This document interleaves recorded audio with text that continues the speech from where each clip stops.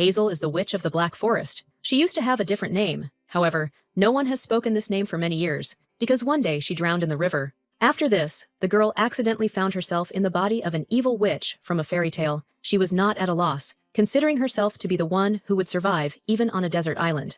The heroine tried a lot of things and found a new hobby. She started baking cookies in the shape of people, inviting friends over and treating them.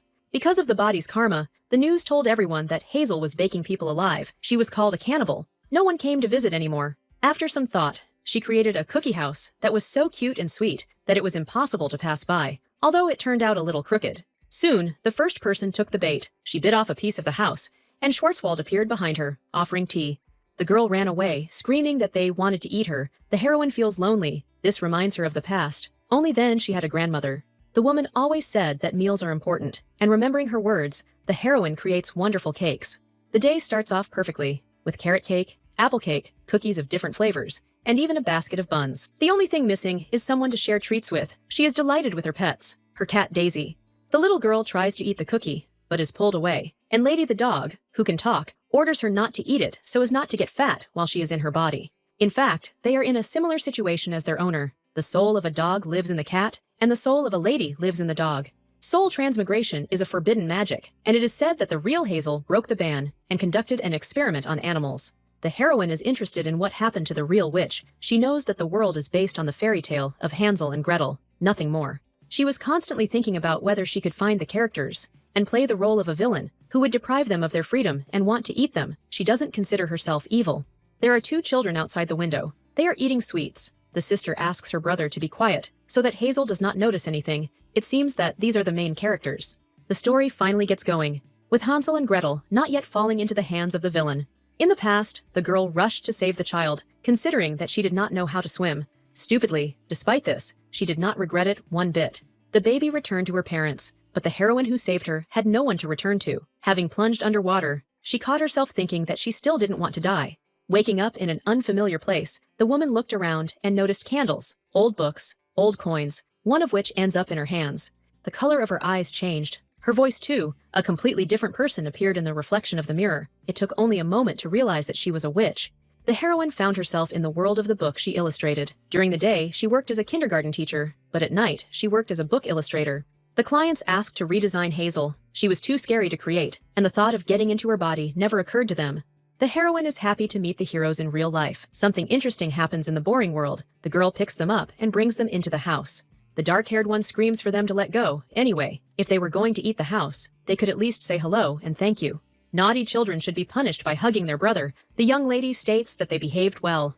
The girl enjoys making fun of the main characters. She quietly asks if they really won't apologize and takes out a fork. She gives them a choice. Either they become food, or they will drink tea with her and eat a piece of cake that she baked. Having set the table, the witch smiles. The more she thinks, the sweeter the children become. They thank her for the food. The boys don't want to eat carrot cake, but Hazel uses her parenting skills to convince them to at least try the treat. They introduce themselves as Luna and Luca. The girl is 7 and he is 5. They get along well with each other. The girl is surprised that they are not Hansel and Gretel. When asking about the children's parents, the woman expresses embarrassment. It turns out that they abandoned them. In a past life, the mother also abandoned her daughter. One day, when she came home from school, she found a letter of apology. The woman asked to obey her father, but in the end he also ran away. Luna and Luca have a very similar fate. Hazel wonders if she might be wrong about their identities, if they must kill the witch for the book to end. The beauty wants a touching and pleasant ending, not a cruel fairy tale. She has decided on her role.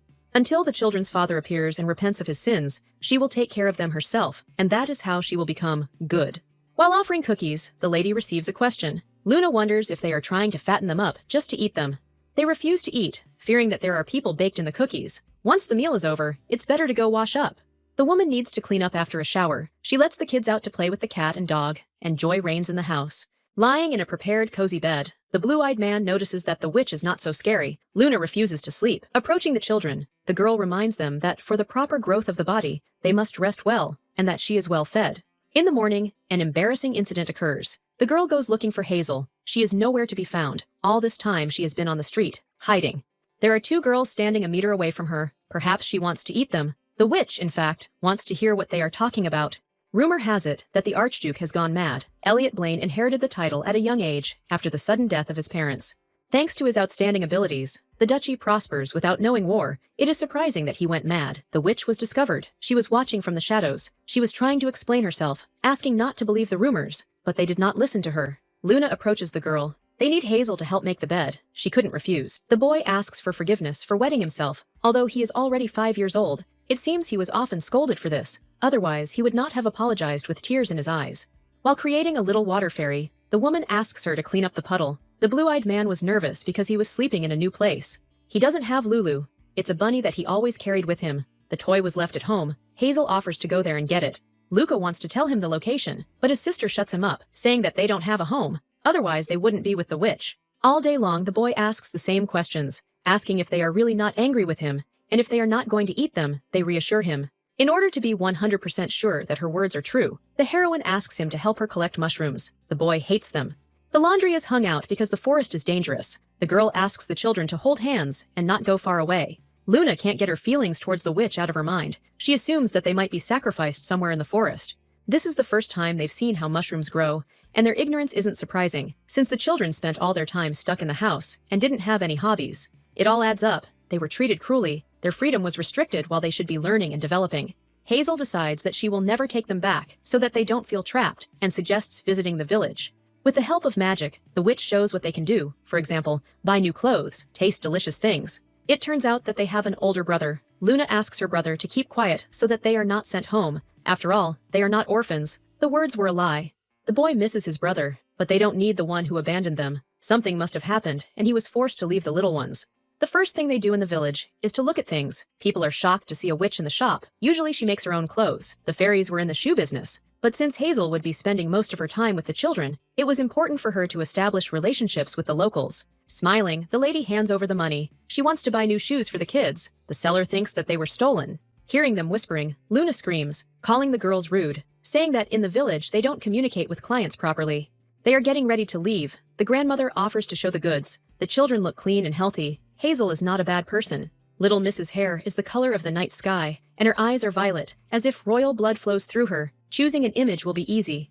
The duo thanks her for the new things, not understanding how the witch got the money. They are interested in what she wishes for in life. The woman lies about selling jam and mushrooms, but in fact, she is fabulously rich. Someone left a whole mountain of gold in the basement of the hut. She tried to live modestly, but she can no longer do so. She needs to somehow provide for her children. Behind her back, the peasant women are talking about the Duke's reward. They say the man's children have been kidnapped. Hazel intervenes and asks what they look like, because maybe she can help. Luca screams. He sees a bunny that looks like Lulu. The girl wants to ask everything to Luna, who has disappeared somewhere.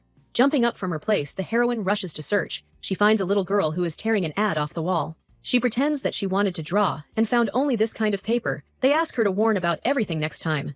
Wherever they go, everyone talks about nothing but the Archduke, if he only recently married, and the missing children are still small.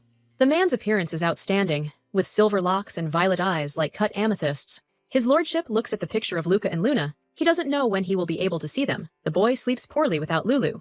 An assistant bursts in. News has arrived. Children matching the description have been found at a clothing store in the village of Black Forest. The day is coming to an end. The girl is planning what they will do tomorrow. The previous days dragged on endlessly. The new ones seem fleeting. Luca comes into her room. He can't sleep, followed by Luna, who followed her brother.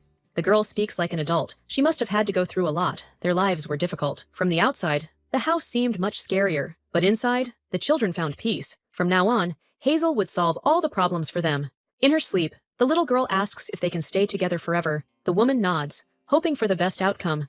In the morning, someone came. There was a knock on the door. The green-eyed girl did not understand who it could be. A man with snow-white hair was standing on the threshold.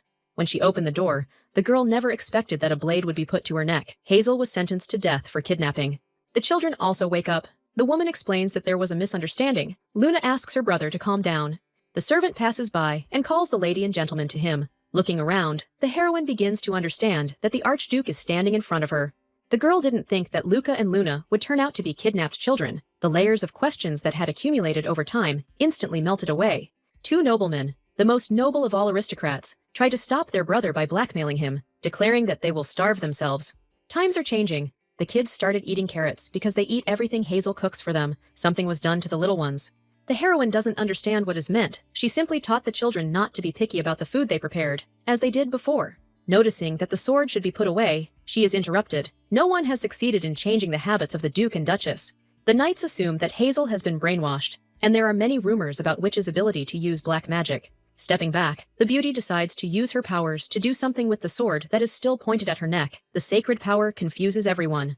They shout at her. She tries to ask them to stop, because the kids will be scared. Luca can't help but start crying. The beauty will tell you everything. First, she brings a plate with carrot cake and puts a fork on it. The blonde is offered a piece to eat, to which he receives a skeptical look. Daniel is given an order, and he obeys.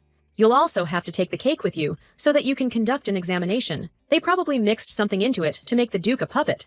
The gentleman calls Lunabelle and Luca, and without holding back, the witch shouts that he is no better, that he locked up and harmed the children, and constantly humiliated them.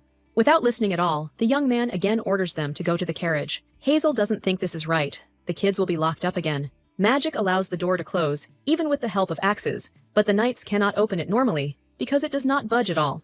The only thing the lady requires is that the man becomes a good support for the children, changing his attitude completely.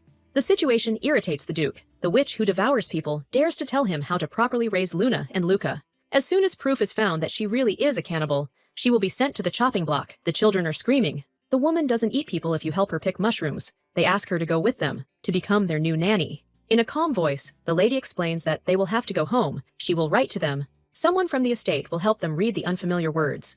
There was no reason to stay in the house. They went to the carriage. At the last moment, Hazel jumped out and asked to stop. She hands over children's things and toys. The man snorts. They don't need items cursed by a witch. There are enough useful things in the estate. Despite this, the children were still sweet, delighting in things that were completely out of keeping with their standards.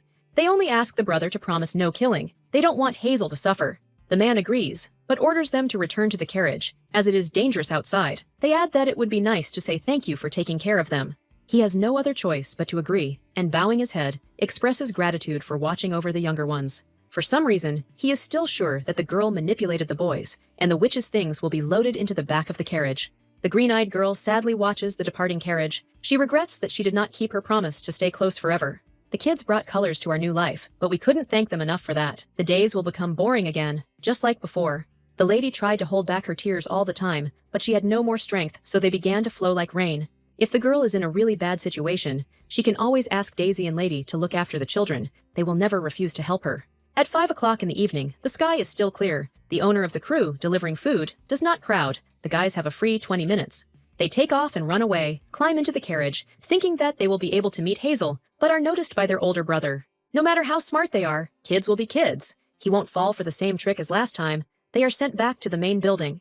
The maid apologizes. She should have kept a better eye on them. In addition, Elliot imposes a ban on cats. Daisy tried to get into the estate. Daniel has to personally check everything. He will place an order in the kitchen and check the ingredients. Favorite dishes are prepared for dinner. The man sees that the children are not eating. They should stop starving themselves. He, as promised, did not touch the witch with a finger. The blue-eyed man asks to give him more chocolate. This time, the young man is forced to refuse. He has lost count of how much chocolate they have eaten in 1 week. It is more difficult to cope with the antics than with the plans of the emperor. They do not suspect the reason why they are so protected. Danger can creep up from unexpected places, like demonic beasts, because many wish death on children. Being a chef, the man cannot afford to lose to the witch, so he puts a special dish on the table.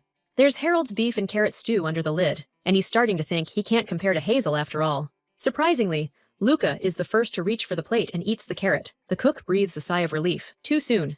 I turn away. Lunabelle declares that she is disgusted. The dish tastes like dirt. My brother starts to feel sick after these words.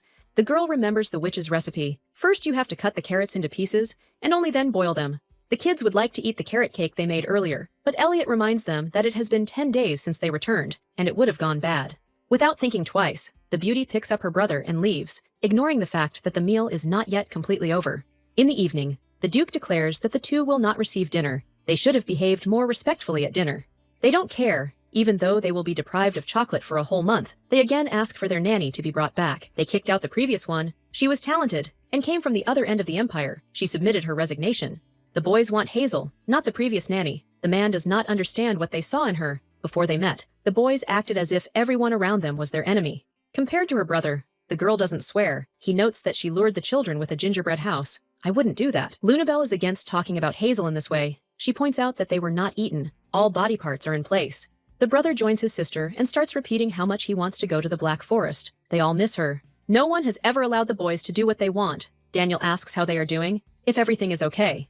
The young man received a letter from the emperor. He is driven out of the room. Leave, like last time on an expedition.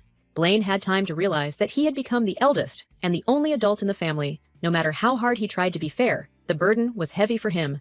It's raining outside. Hazel feels incredibly lonely. Lady jumps into her arms and asks when those kids will come. All this time the cat didn't care. She changed. Attachment is really a terrible thing.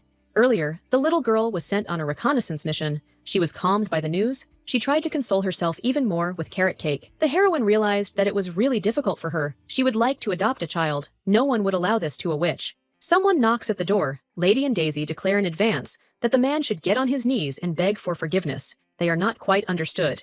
Everything falls into place when the door opens, and the Archduke himself stands on the threshold. He didn't come for no reason. A few days ago, the young man received a letter from the ruler, who wrote that he again expected Elliot to prove himself. Not even a month has passed since the last expedition, and His Highness's problem is that from each one, the man returns alive. The man is looking through the alchemist's report. He didn't find anything. They write that it was an ordinary cake, nothing more. He's glad that the children weren't harmed.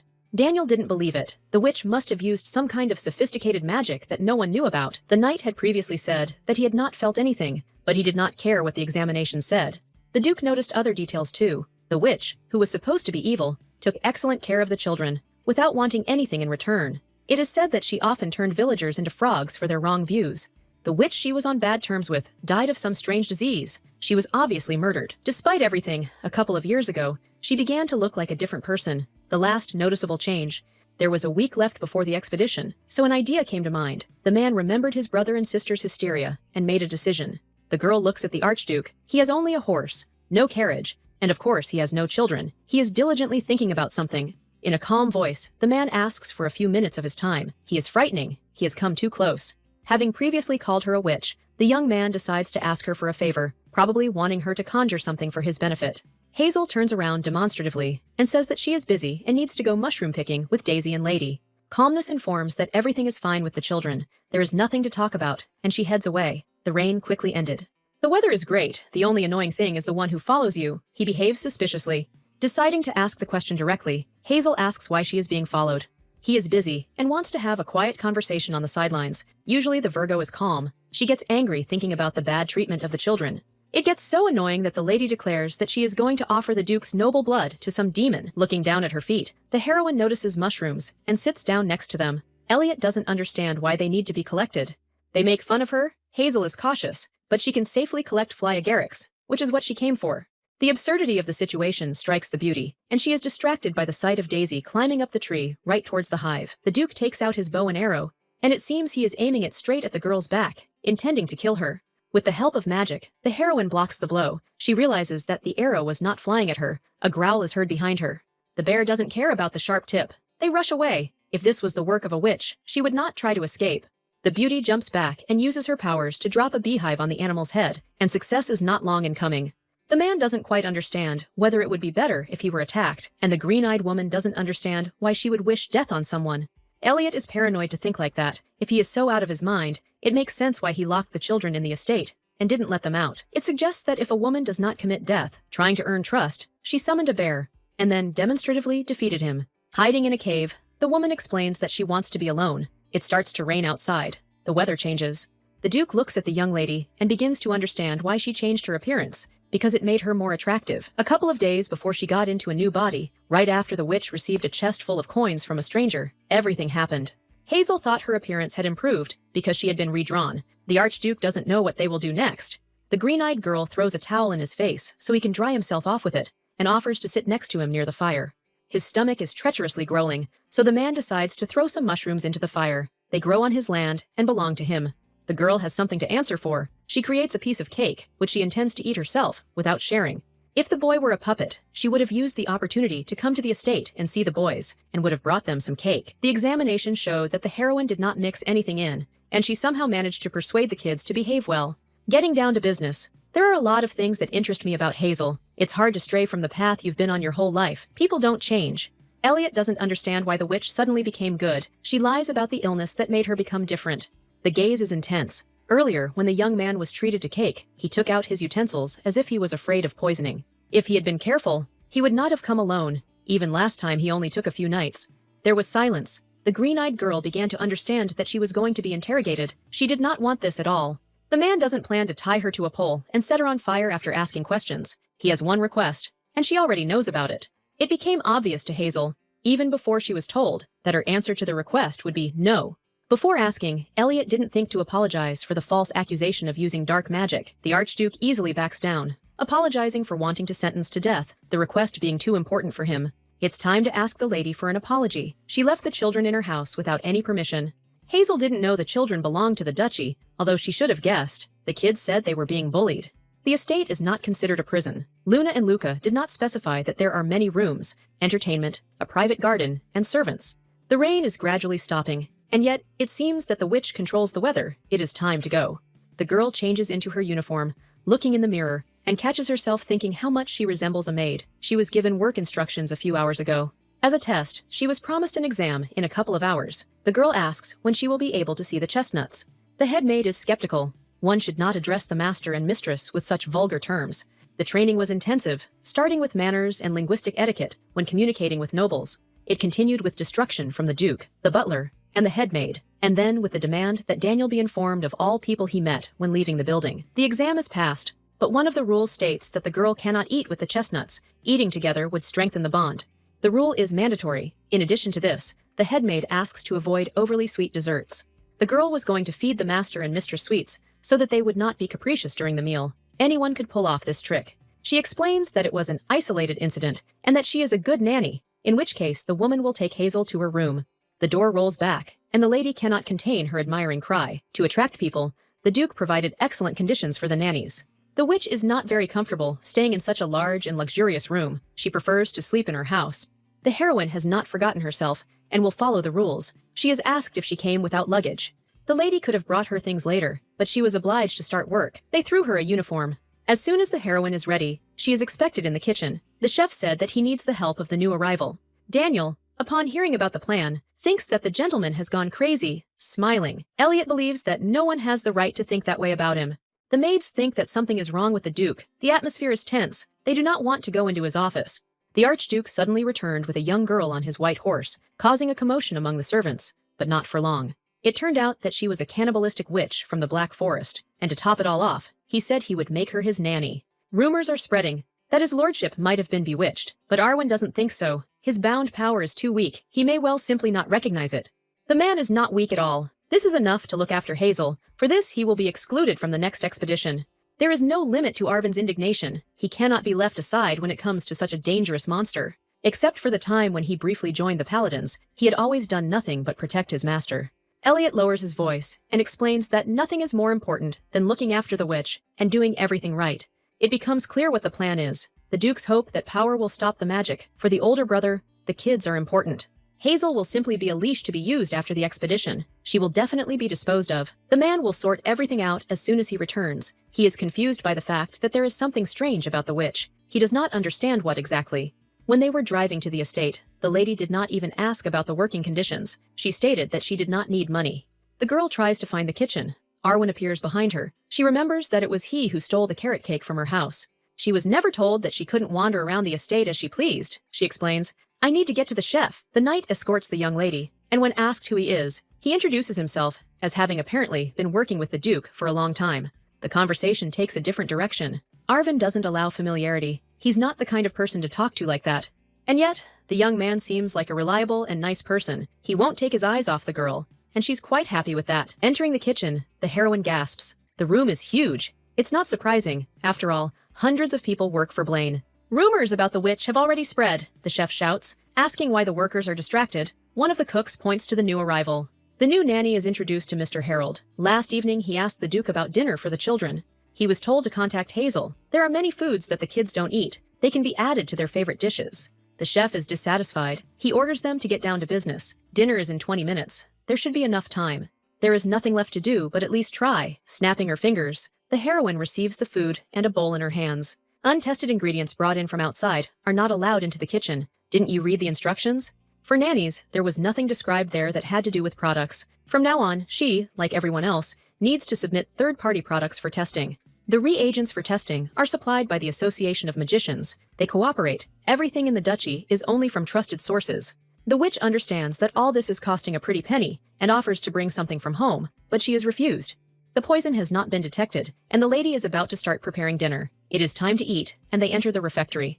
There is the oppressive atmosphere in the room. The children remain sad. They are not introduced to her yet, so as not to distract her. There are many wonderful dishes on the table, and Hazel's preparations stand out against them. The Archduke looks at the girl with displeasure, as if she shouldn't be there. Daniel wasn't warned about this either. The young man tries a little bit of the Black Forest dish, checking it for poison. The girl is worried. It looks as if she really did mix something in there. Having tried the dish, the chestnuts ask for more, and the Duke does too, but they won't give him anything. The boys are glad that Harold prepared something edible.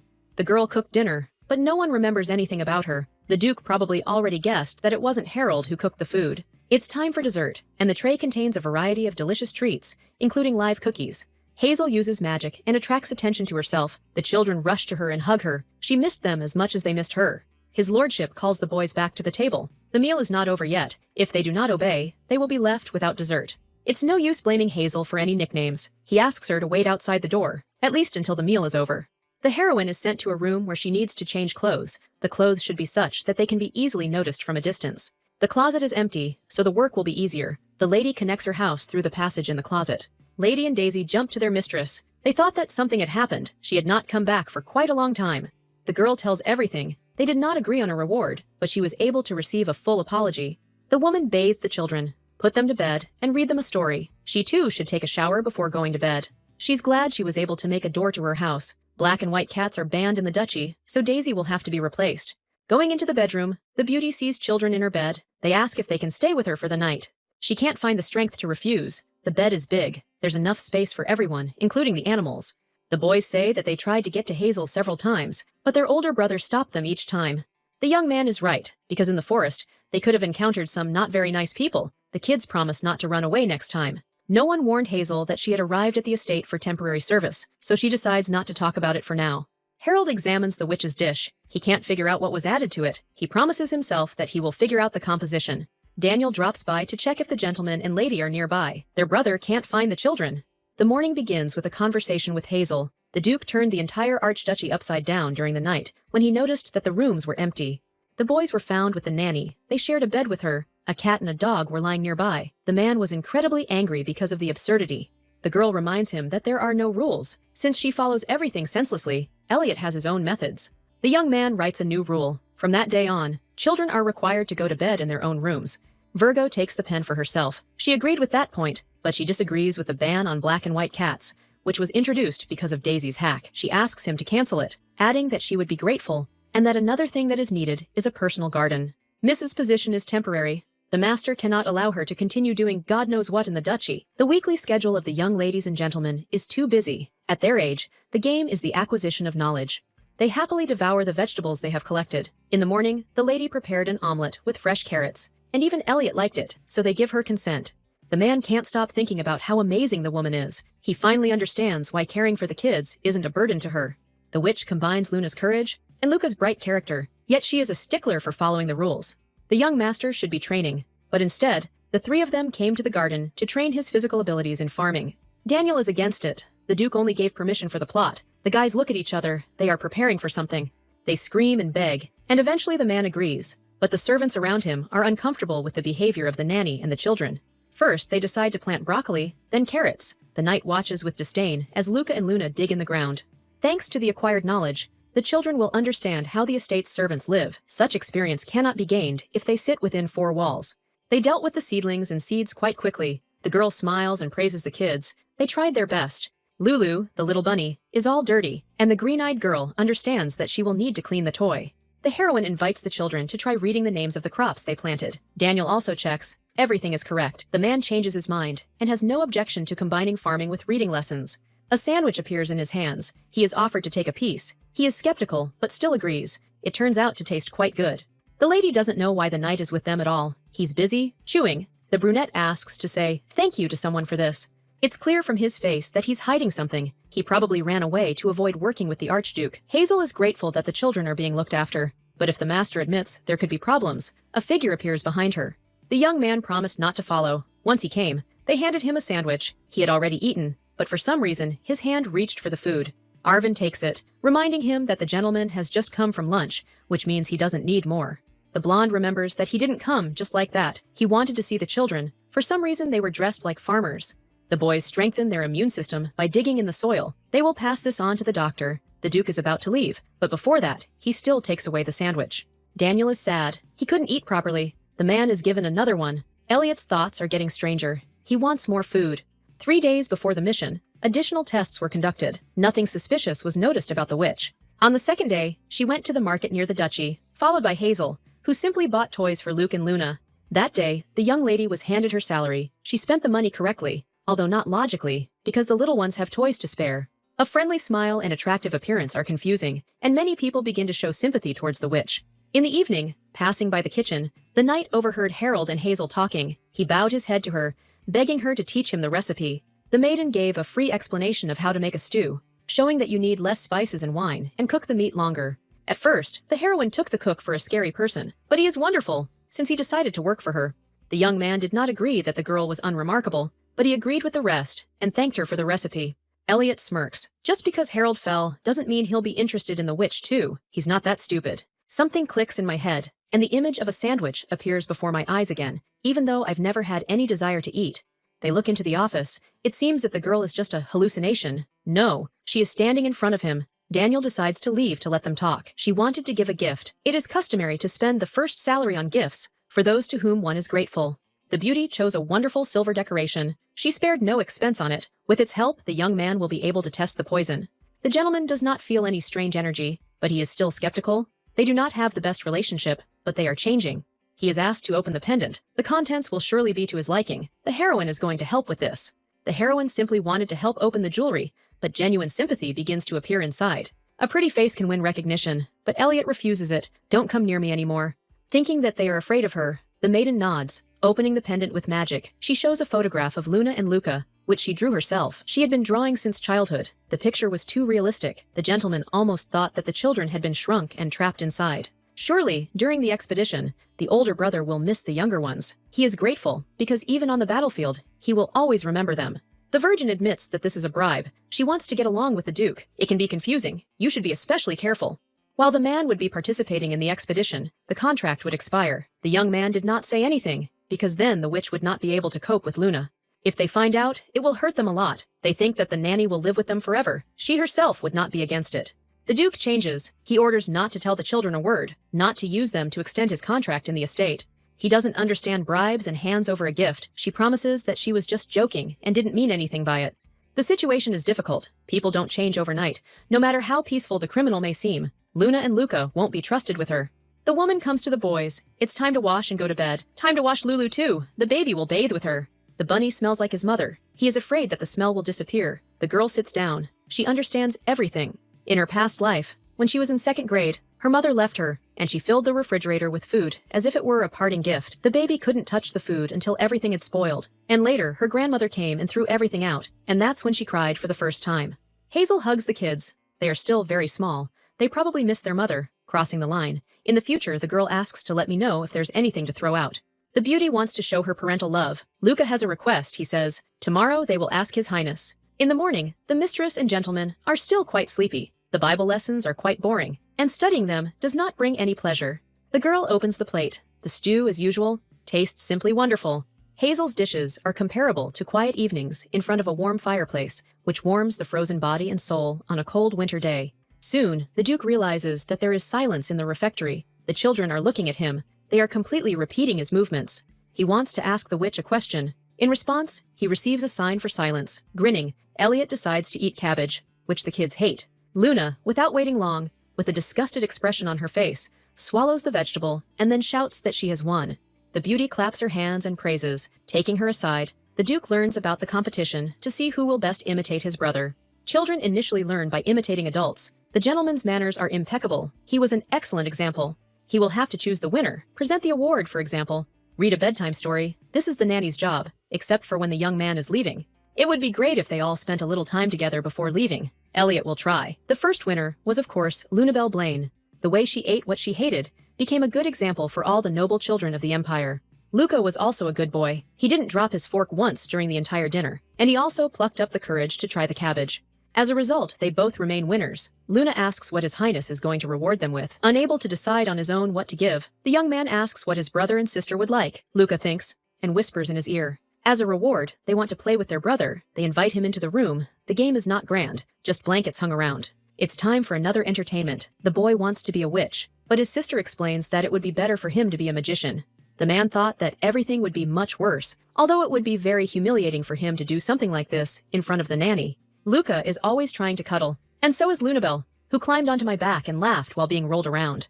The man had not been so happy for a long time. The children were so tired that they immediately fell asleep. When they sleep, they look like angels. Elliot felt like the guys wouldn't want to spend time with him. On the contrary, they really liked him, but knowing he was busy, they didn't ask. While playing, the children noticed when Blaine looked out the window or at the clock, and they even suggested leaving early if he had a lot to do.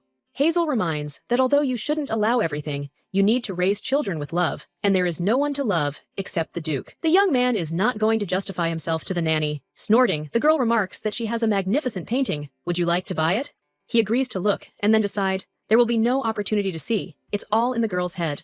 They say Hazel used to walk around in the guise of an old woman. It seems she has gone completely crazy since she considers an unpainted picture to be perfect. There is a type of people who claim to love, but do not show it in any way. After the expedition, the young man should change. The lady wanted to add a drop of luck to the pendant, but she thinks he won't need anything. She will pray to God for well-being. As Hazel leaves the room, she feels lighter, having said everything she planned, and the smell of soup comes from the kitchen. When they cooked with Harold, standing next to him and following the instructions, he still didn't achieve perfection. Everyone admitted that there was something special about the girl's stew. Green-Eyed also begins to notice oddities. She is the granddaughter of a restaurant owner with 45 years of experience. Since she came to another world, her skills have improved. It is impossible to know for sure whether this is the witch's ability. The main thing for her is that everyone enjoys it. The soul rejoices when everyone in the estate, including the servants, gobbles up the delicacies with both cheeks, although they initially kept their distance. There is a hubbub in the kitchen. No one knows whether it is due to magic or some kind of potion. There are no traces of any forces visible. It's time for Daniel to prepare for the sortie with the Archduke. The man is not listening. He is thinking about what traces should have been left. In any case, it is not at all safe. The young man has fulfilled his duty and asks to be allowed to take his leave. The girl appears at the door. She apologizes because she didn't want to eavesdrop. She came to check the ingredients. Before they told her anything, she runs away. It seems that since she heard everything, it's good that she left. Harold stops the maid's ridicule, asks her to watch her language. He did something stupid when he allowed the discussion. Hazel lies with her face buried in the pillow. Daisy doesn't believe her that everything is okay, because it's obvious that it is not. She is glad that at least she has pets.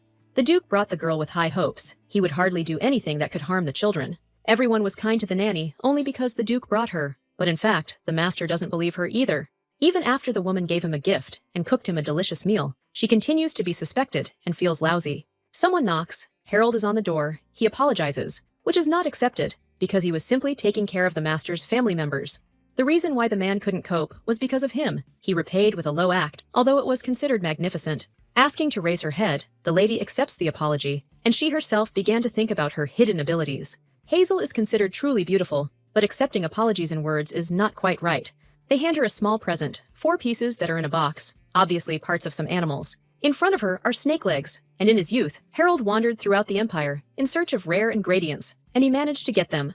The girl is given such a valuable thing. The witch will find a more valuable use for it. Besides, she clearly has a divine gift for cooking. It's quite late. The man is about to leave. Before that, Hazel offers to cook together again. They will both be looking forward to breakfast. The road ahead will not be entirely easy, but step by step, the girl will be accepted. In the morning, the kids see their brother off. Their behavior is completely different from usual. Luna is usually sarcastic, and Luca constantly cries, saying that his brother is bad. The kids are calm. They don't even ask for a gift. They just need the young man to come back and play with them again.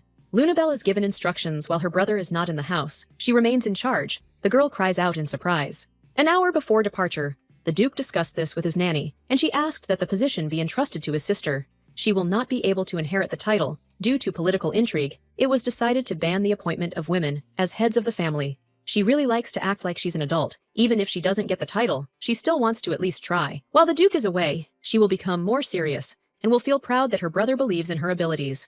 The nanny was right. The young lady reacted with surprise, but with delight. She will become a role model for others. In a world ruled by intrigue and scheming, Lunabelle promises to restore justice to the house, and the Duke is pleased to hear it. Jumping on the horse, the blonde promises that he will return soon. After the expedition, he will spend much more time with the kids.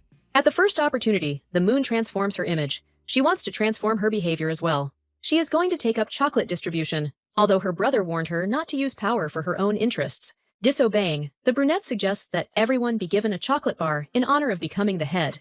In that case, everyone in the duchy, including Lunabelle and Luca, will eat the chocolate. She acts like she's a genius. Even though the girl has started acting like an older brother, one thing remains the same. The kids enjoy eating lunch in the hut. Arwen can't get used to the closet. Only certain people can enter it. What hasn't changed is how Luna mocks others. She teases Sir Daniel and doesn't listen. Elliot always does this. She's just following his example. His manners are something to talk about when he gets back. Luke asks if they're going to eat fried rice. The night before, the kids caught the nanny on a late-night foray for food. The boys constantly ask for the same dish. No one knows about it, so the girl treats her charges. They never doubt Hazel's cooking. It's nice to dine in a small circle, and Arwen never resists food either. The little ones are sad to eat in the huge dining room. Although the girl was initially against them eating in the hut, they like to dine together. Perhaps His Highness will change it for a smaller one. Daniel suggests that they will try to convince their brother. The only question is whether he will listen. Arwen seems like a good person. When the master returns, they will definitely tell him.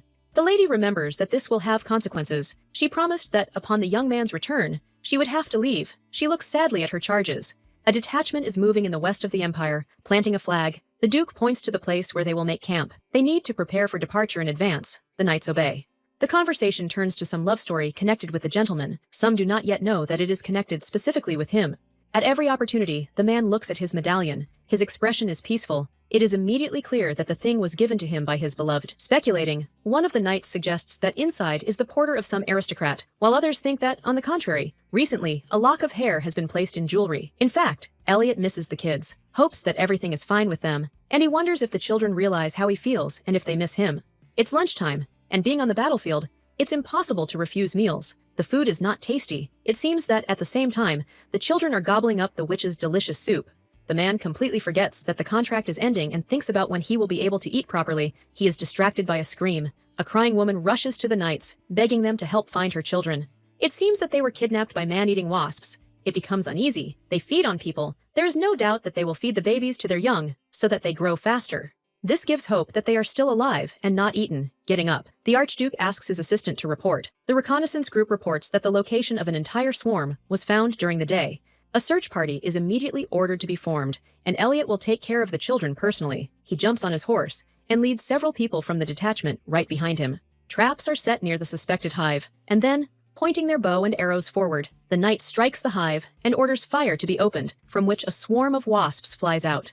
The operation is a success. All the monsters are killed due to the fire opened on them, and soon the children who were previously kidnapped are found, except for a couple of scratches. Everything is fine. His Highness takes the babies in his arms and is just about to go to their mother when someone shouts at him to move away, because the last wasp that did not die after all appears behind him. Before going to bed, Luca asks the nanny how many nights he needs to sleep so that his brother will return sooner. She can't answer because she heard that the return date has not yet been determined. They say that this will only be possible after the master drives out all the monsters from the forest. Originally, he was supposed to return by the full moon. 10 days have passed, and there is no news. Deciding not to give the boy false hope, Schwarzwald explains that his brother will return before the broccoli sprouts. He does not know that this will take 3 months. The little one is happy when he imagines how they will all pick and eat broccoli together. The blue-eyed one can't wait for this moment. The body lies on the ground until the knights help him up. A doctor needs to be called urgently. Elliot covered the child with his body, and he himself suffered from the ill-fated wasp. The uterus itself exploded in the air. The young man regretted it. He was hasty and used something he shouldn't have in front of others. The doctor tried to heal, reproaching, it would be terrible if the poison reached the heart. Smiling, the Duke notes that although there is not a scratch on his face, he enjoys imagining how the Crown Prince will grind his teeth in anger, because even in death, his face was preserved. He jokes that the gentleman will not have to see anything like that, because the poison did not reach the heart. The sting did not reach. Fortunately, it only touched the medallion that hung on the neck. The young man anxiously tears off the thing. He looks at the cracks that have spread in all directions. The photograph of the kids is also cracked. The blonde stands up abruptly. He shouldn't be making such movements, but he doesn't care. It's time to go home. I have a bad feeling about this. The nanny is trying to fight with the kids. She said several times that it was time to go to bed, but no one listens to her. Since the morning they have done a lot of chores. They worked in the garden, then studied, then played with Daisy. Despite this, they still have energy left. The woman uses light magic and lifts them into the air. She will send them to the room and read a fairy tale. Sitting up on her bed, Lunabelle grabs a book, declaring that she can read it herself. Her reading skills have improved recently, and she has become immersed in the world of fairy tales. The little girl reads the first pages. Luca immediately switches off. While she was reading, she herself is so tired that she's about to fall asleep. The book about Thumbelina is interesting. It started raining outside, which scared everyone in the room. Luca was almost crying and asked to sleep in Hazel's room. Their brother would be against it, but being alone was scary. With her nose in the air, the brunette declares that she is not afraid of anything. This is not typical of the head of the family. A new gust of wind makes her change her mind and hide under the blanket. Schwarzwald couldn't resist. She put the children to bed. It reminds her of the first day of meeting with the Archduke. She hopes that this time they will turn a blind eye to it. In the middle of the night, the maiden gets up. She can't get enough sleep. There's a battle outside. She assumes that the knights got drunk and started a duel at such an hour. The Virgin is about to report everything to Daniel, but she realizes that he is the one participating in the battle. Another man runs out of Lunabel's room. His uniform does not belong to the Duke's house. Noticing the nanny, he rushes to her with questions about where the children are. Running into the room, the brunette manages to close the door. Arwen screams, asking her not to give up the kids under any circumstances. The green-eyed one has not yet fully woken up and does not understand what is happening. Only one thing is clear to her. First, Luna and Luca should hide. Having woken up the babies, the maiden takes out a bottle. They have gained weight, so she cannot carry them off alone. Magic will come in handy. Would you like some strawberry juice that will turn you into Thumbelina? The taste is not like juice. The potion works, and they become very small. The door is broken down with an axe. The man repeats his question about the whereabouts of the children. Hiding her hands behind her back, the woman declares that she knows nothing. She puts Luca and Luna in her pocket. She can no longer contain herself and her powers. The duchy is illuminated by a bright flash. For a moment it becomes so bright, as if it were already midday. The man looks around. Nothing has happened. He starts screaming again. He just opens his mouth, turns into a frog. Hazel throws him out into the street. Someone else's voices are heard behind him. Several more mercenaries enter the room, who immediately understand that it is the nanny in front of them.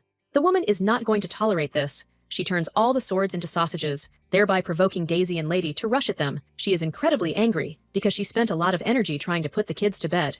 Realization dawns on her. Hazel promised herself that under no circumstances would she act like an evil witch, a promise she kept until the mercenaries ruined the situation. It's time for the girl to run.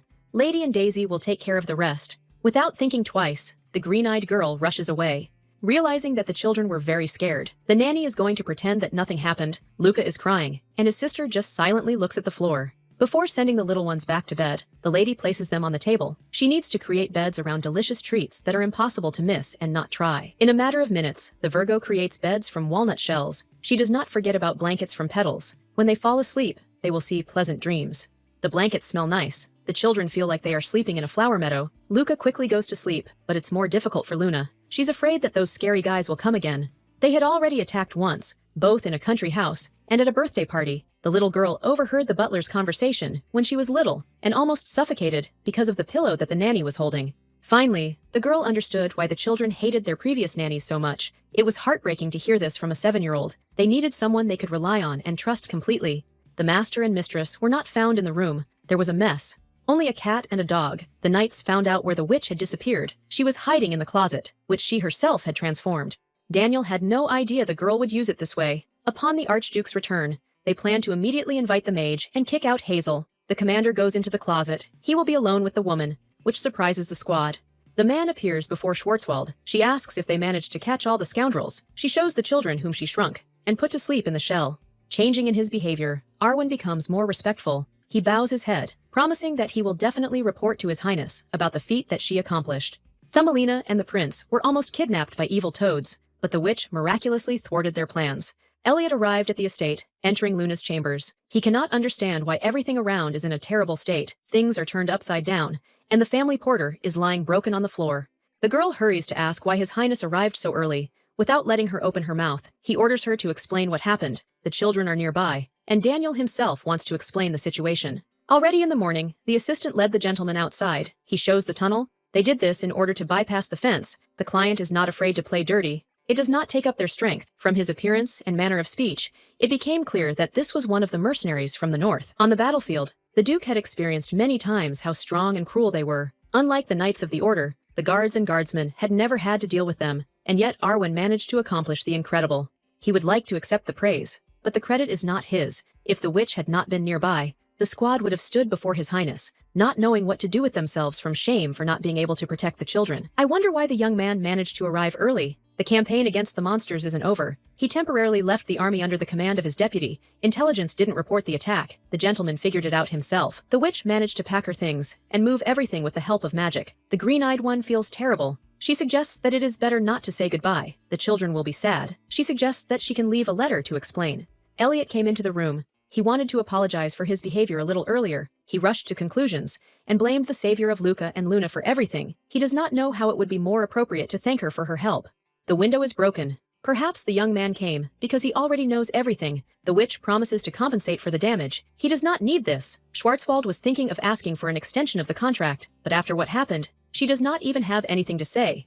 The beauty thought that His Highness had delusions of grandeur and problems. Luna told her something that completely changed the concept. They tried to attack her repeatedly. It would be better for the mercenaries to attack openly, rather than stealthily, so that at least they could fight back. The witch hadn't heard the rumors, but Elliot's parents hadn't died of illness, as they pretended. They were in excellent health. There was no reason for such a sudden death. No poison was found. The lifeless bodies were found in Luca's room. He had recently turned 1 year old.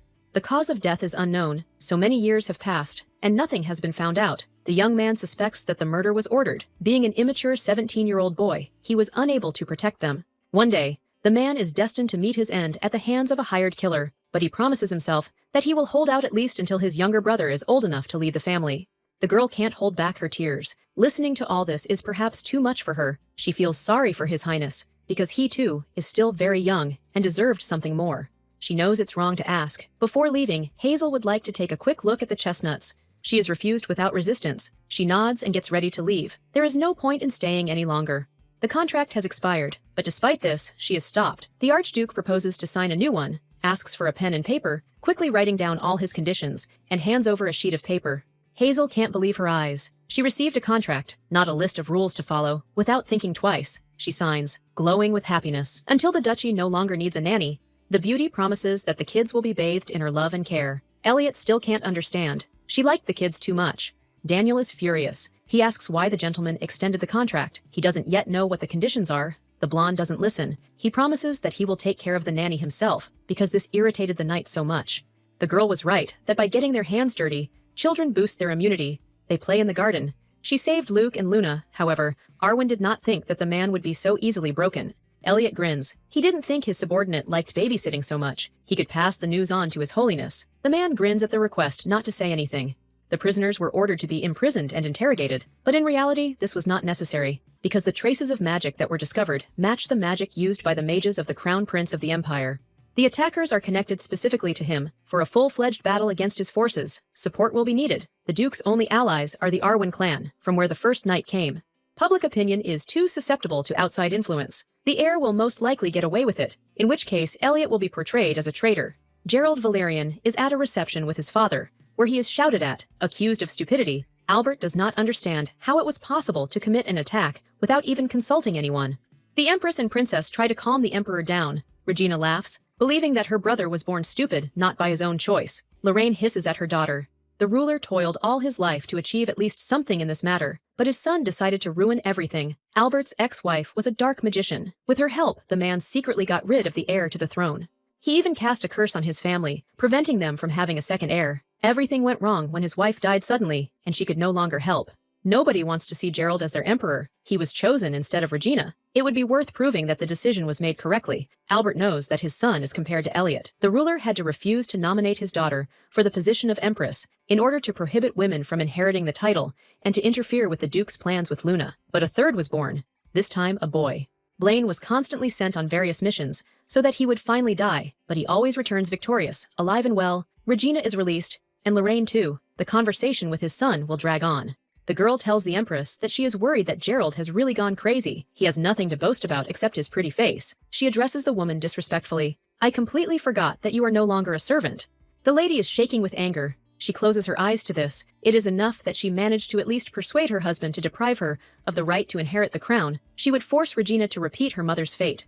All this time, the Emperor himself was covering his tracks. If rumors spread, the whole family would come to an end. Gerald screams that he thought the witch would help them. She was on their side. He wanted to kidnap the boy with the help of a witch. He did everything to find out the location of the relic, which is kept by the Archduke, in which a powerful sacred power is hidden, capable of bringing the whole world to its knees. The prince should have known that the girl was always only on the side of money. She would never help those who did not pay her. Hazel came to check on the kids and how they were doing in the garden. One of the sprouts had grown a lot. The girl used up all the broccoli when the kidnappers attacked, so she planted something else. Rushing to the Duke, she asks him not to tell the children anything. Understanding at a glance, the blonde nods and explains that the soil was fertilized and the broccoli was given some treats. The heroine has just returned from the gardener, from whom she took everything she needed. The roots are eating the fertilizer. The children still don't understand how the structure works. Luke is given something tasty. He also wanted to eat fertilizer. At the last moment they managed to convince him. For lunch, there is tonkatsu, a wonderful dish, which the Duke is skeptical about. Standing up, the girl picks up a plate containing a sauce that is specially prepared from crushed sesame and peanuts. Elliot is still against cabbage. Even poor people won't eat it unless they are dying of hunger. Lunabelle reminds them that they shouldn't be fussy at the table, and Luca joins in, reminding them that they need to eat everything that's prepared, as his brother taught them this, but he himself doesn't follow the rules. His Highness eats anyway, and the food is to his liking. As Hazel gets to know him better, she becomes convinced that Elliot seems like a rather interesting person. The man not only allows the young lady to leave the closet, but also allows her to go into his house. The downside was that from time to time, the young man's character made itself known. He is not exactly a pleasant person. Earlier, the girl offered to eat at her place once. At first he refused, but then he agreed. She asked him to check how safe it would be for them there. After dinner, the man did not want to admit that he liked everything. The girl was glad that there were no servants around, only a pleasant family atmosphere, until she was reminded that the nanny was not a member of the family. She didn't care. The air in the dining room of the Archduchy was too heavy. The room is huge, definitely not for 3 people. The children consider eating a dreary and unpleasant activity. The blame for this lies squarely on their older brother. The man remains silent. He does not agree with what was said. However, he is ready to eat in a smaller room for at least a week. The green-eyed woman enthusiastically promises that he will not be disappointed. As a token of gratitude, he is given a candy. Lately, work has been tough. On the monster hunt, the young man achieved what he set out for. Before he knows it, he'll be sent on another expedition. Luna has repeatedly said that she wants to attend the ball at the palace, but it seems the young man is against it. He doesn't say the reason. What's more important, he doesn't understand why Hazel talks to him like he's a little boy. The man seemed to notice that Schwarzwald was feeling sorry for him. She was about to leave when she stopped. Blaine wanted to add another rule to the contract, and a parchment and a quill appeared in his hands. From now on, physical contact with the employer is prohibited. Previously, the girl almost attacked him. The situation was urgent, and she could not control herself. The man said that he was not a child, but was behaving like a little one. He didn't have a set of rules, which meant the girl was going to do this. Hazel challenged him. He doesn't work in the Archduchy. The rules will be called for the big brother. Lately, the young man has been spending a lot of time with the guys. The constant stalking makes him look more like a security guard. All swearing is now prohibited. No caustic jokes. Luna has grown up, so she repeats everything after her elder. The blonde guy is being sarcastic again until a towel is thrown in his face. The manner of communication has a negative impact on the children's learning process. Peace and quiet reigned in the Archduchy for a very short time. The carriage returns back to the estate. There is too much snow outside. Hazel cannot relax, afraid that she will hurt Elliot. The man said that they would arrive soon, each time repeating that there were only 6 hours left. It was the 4th day since they got into the carriage. They had no choice, because the family was heading to the capital. Only a day left until the new year. The rules are that on the first day after the new year, all the high aristocracy gathers at the imperial palace for a large celebration known as the New Year's celebration. For safety reasons, the children couldn't even go outside while they were traveling. The woman suggested writing a story, at least to have some fun, each adding one sentence to the story they had started earlier. The Black Forest begins. A long time ago, in a dark forest, there lived a husband and wife, and they had a son and daughter, Hansel and Gretel. The family was poor. The parents abandoned the children all alone in the forest. The Duke intervenes and continues by saying that the man and woman were reported to the relevant authorities for failure to fulfill their duties. This is just a fairy tale. It is too harsh. Luca begins to cry. The plot does raise questions, and Hazel was curious about what Hansel and Gretel would look like if they were created by people from a reimagined world of the same fairy tale she was telling. Luna wants to be next. The children didn't want to live with their parents anymore, so they left home. The brother nods. They met a witch in the forest, and she gave them a delicious carrot cake, and then they all lived happily ever after. Realizing that the game has gone wrong, the brunette turns away and suggests choosing something else. At that moment, the coachman announces that the characteristic clatter of the Yeti is heard nearby. They are nearby. There are supposedly only 2 to 3 of them. By order of the Duke, they are calling Victor, and the carriage will be sent away somewhere far away. It will not be difficult to deal with them. The miss and the children will remain inside while Elliot decides everything. As soon as the young man draws his sword, a bright light illuminates everything around. This is an aura or sacred power. more like a barrier. Hazel understands that she will not be able to get out if her help is suddenly needed. The green-eyed girl feels angry. The children understand everything and calm down. Blaine promised that he could handle everything easily. There was no point in doubting. The brunette also believed him. However, it was difficult to fight two yetis of enormous size at once. The girl can't take her eyes off the battle. Luca and Luna continue their word game. She gets the word see because the last one is interest. She chuckles, wondering if the Duke was always this cool. Soon, several knights arrive and help deal with the aftermath, which takes much longer than dealing with the monsters, and His Highness is finally more relaxed. The children jump out of the carriage ahead of time. The barrier does not stop them at all. Hazel cannot get out. The sacred power is in the way. She asks the coachman to call the children back. When Elliot broke into the witch's house with his subordinate, she felt the same power. Holy and magical powers are similar in nature, but their action is directly opposite to each other. Those with holy power can pass through the barrier. Those without energy cannot pass. Hazel will not be able to use magic while they are on the road. Fortunately, nothing else is threatening. The Yetis were simply hungry. That's why they attacked. The maiden turns and meets the Duke's gaze again. She freezes because she feels the carriage shaking. There are more Yetis on the roof. They all rush forward at once. If the horses run away, she is finished.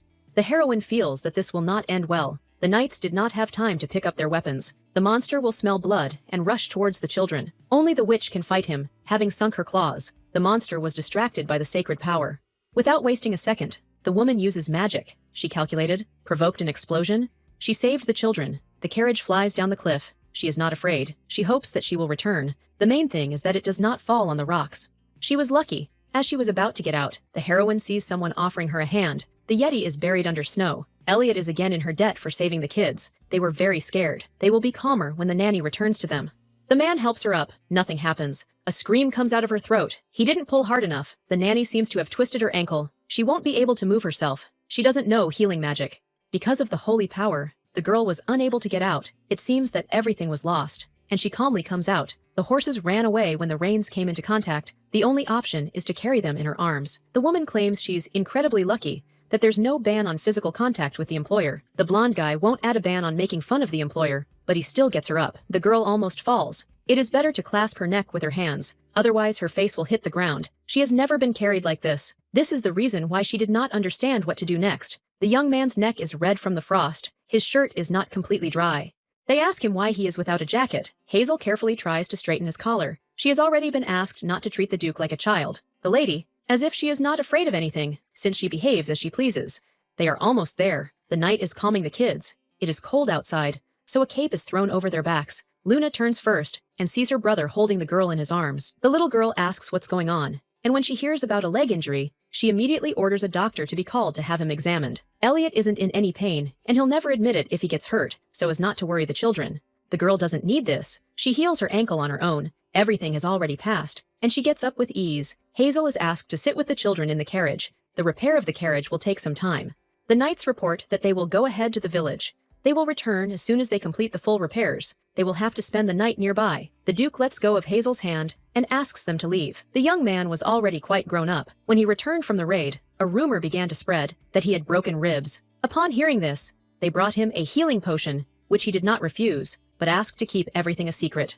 The young man is coping with the role of an adult. After the death of his parents, he did everything in his power to make everything good, but something about the brunette is bothering him, and he seems very lonely. There was a tavern nearby. All the knights were inspired. They were served food. Luke did not eat. He asked when their brother would come. He was hungry, but did not want to start the meal without a full complement.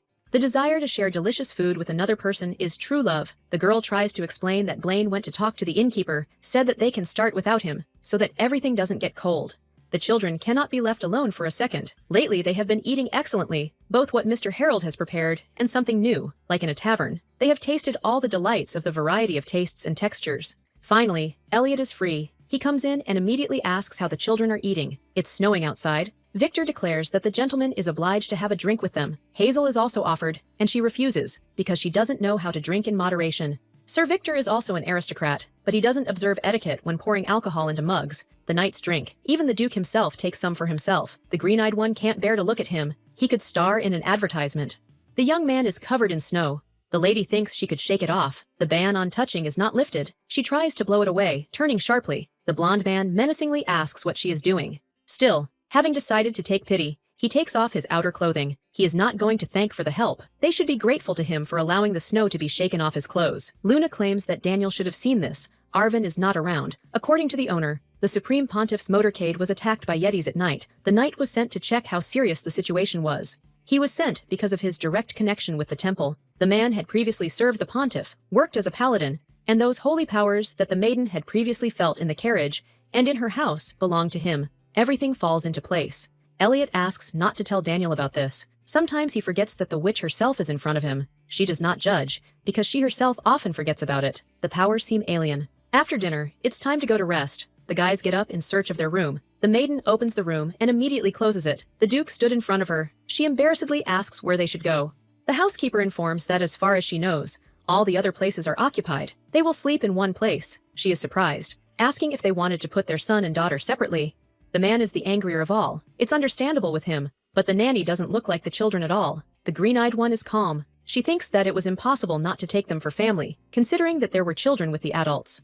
The girl understands that her clothes stand out. They specially made something for her that differs from the servants' clothes. They sewed a lot of dresses that would be too much for a noble lady to wear. Nights pass by. They will sleep in a room a little further down the corridor. The heroine asks if they have a free place. Then they declare that they are ill, snorting. The Duke takes them and leaves. Luca is almost asleep, but Luna refuses. She wants to celebrate the new year. But while putting them to bed, the heroine thinks about what to cook for herself. Since she got to the new world, she celebrated the holiday with Daisy and Lady. Virgo misses her animals. Although they are most likely having a great time with the butler, free time is a rare occurrence, so the heroine decides to learn spells. The last chapter of the book is Sensory Transition. The degree of difficulty in performing this magic depends on the level of complexity of the object on which the transition is directed. There is too much information. Everything is swimming before her eyes. She almost falls asleep when she hears a loud crash behind the door. Throwing it open and running out onto the veranda, Hazel freezes. Angels are flying in the sky. The Duke comes out and says that this is a good sign. It seems that His Holiness is safe. The pontiff sent them. The lady remembers that he had such abilities.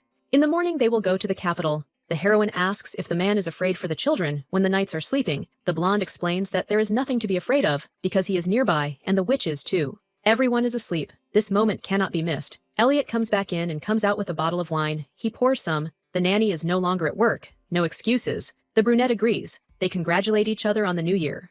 The drink has an incredible taste, containing not only wine, but also apples, cinnamon, and other spices. It brings a smile to the girl's face. The first alcohol she's ever tried turns out to be wonderful. The amazing thing is that Hazel knows a lot, but at the same time she doesn't understand simple things. She is an amazing person. Just thinking about her makes your head spin. The Curia, headed by the Supreme Pontiff, is located among the steep cliffs. The ceremony is traditionally held in the capital, accessible to all aristocrats, in a noisy and festive atmosphere. The heads of all the high families gather together. Everyone who has gathered to meet with Her Holiness passes through the main gallery. There was an order that the nanny with the children should enter the hall first. The Duke forgot about it. As soon as he finished with the greetings, the three must go forward. The blonde is met by someone they have not seen since last year. The lady, as before, bestows her love only on the chosen ones. It may seem that the pontiff prefers Elliot. This is not so. The girl hates him. Smiling, she goes out and, ignoring the gentleman, approaches Daniel. He kisses his hand. They lead the two of them into the hall. The lady begins asking questions. First of all, she asks how Arvin is doing. The gentleman intervening explains that he pays him well, although at the temple the salary was also decent. The lady heard a rumor that Blaine hired a terrible witch as a nanny. Either there was a mistake in the rumors, or someone still has problems with their head. Judging by what the pontiff saw, Hazel is not suspicious. The only thing the lady noticed was that the outfit was completely different from what is usually given to nannies. The head maid made a mistake with the order. The man said that this time, he decided to take his younger children to dinner at the palace. A well-guarded castle is the safest place. Her Holiness has enormous power. No one would dare attack children. The woman is terrified. She asked about something else. It remains to be seen how everything goes. Before the official reception, the nanny teaches the children how to behave properly if they are nervous. At the debut, everything must be perfect, without a single mistake. The Duke's endless lectures have come to an end. Going down, the gentleman again repeats that the rules must be followed. There is no more time. As the nanny, the girl received permission to be near the table. Albert III Valerian arrived. Over the past year, everyone in the room has repeatedly shown their devotion. The man sees that his precious nephews are nearby, for whom he has prepared special dishes, and he asks that at the end, the plates remain empty. A vegetable salad is served as an appetizer, and the children gobble it up, causing a gasp of surprise to ring out throughout the room. They used to be fussy at the table, but they were lucky their nanny taught them to eat healthy. The maiden hoped that the next dish would be just as good, but her joy vanished as soon as the lid was removed from the plate. There were snails on the plate. The green-eyed one wanted to get angry. The emperor did it on purpose.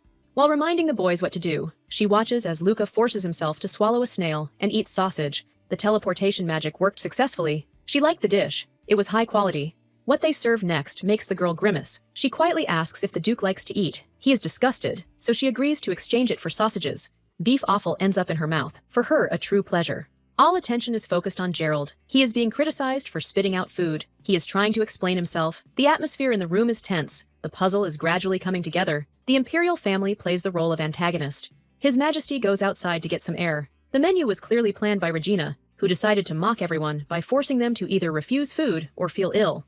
Hazel goes outside for a minute. She is lucky to meet the prince. If he knew what she was like, he would not have sent the servants, but would have visited himself. The lady does not want to get involved in a conversation and tries to say goodbye. The man cannot restrain himself and shouts, asking why they did not help him. It seemed that the lady had initially penetrated the Duke for his sake. The assistant calms him down and takes him away. Do not say anything unnecessary. At the event, people keep approaching the children to ask if it's true that they have an evil witch as a nanny. One of the boys is particularly displeased and skeptical. Luna is not ready to accept the way she is being addressed. She asks for her last name. Someone dared to argue with the Duke's family. Hazel arrives in time to the noise. Luca rushes to her and explains the whole situation.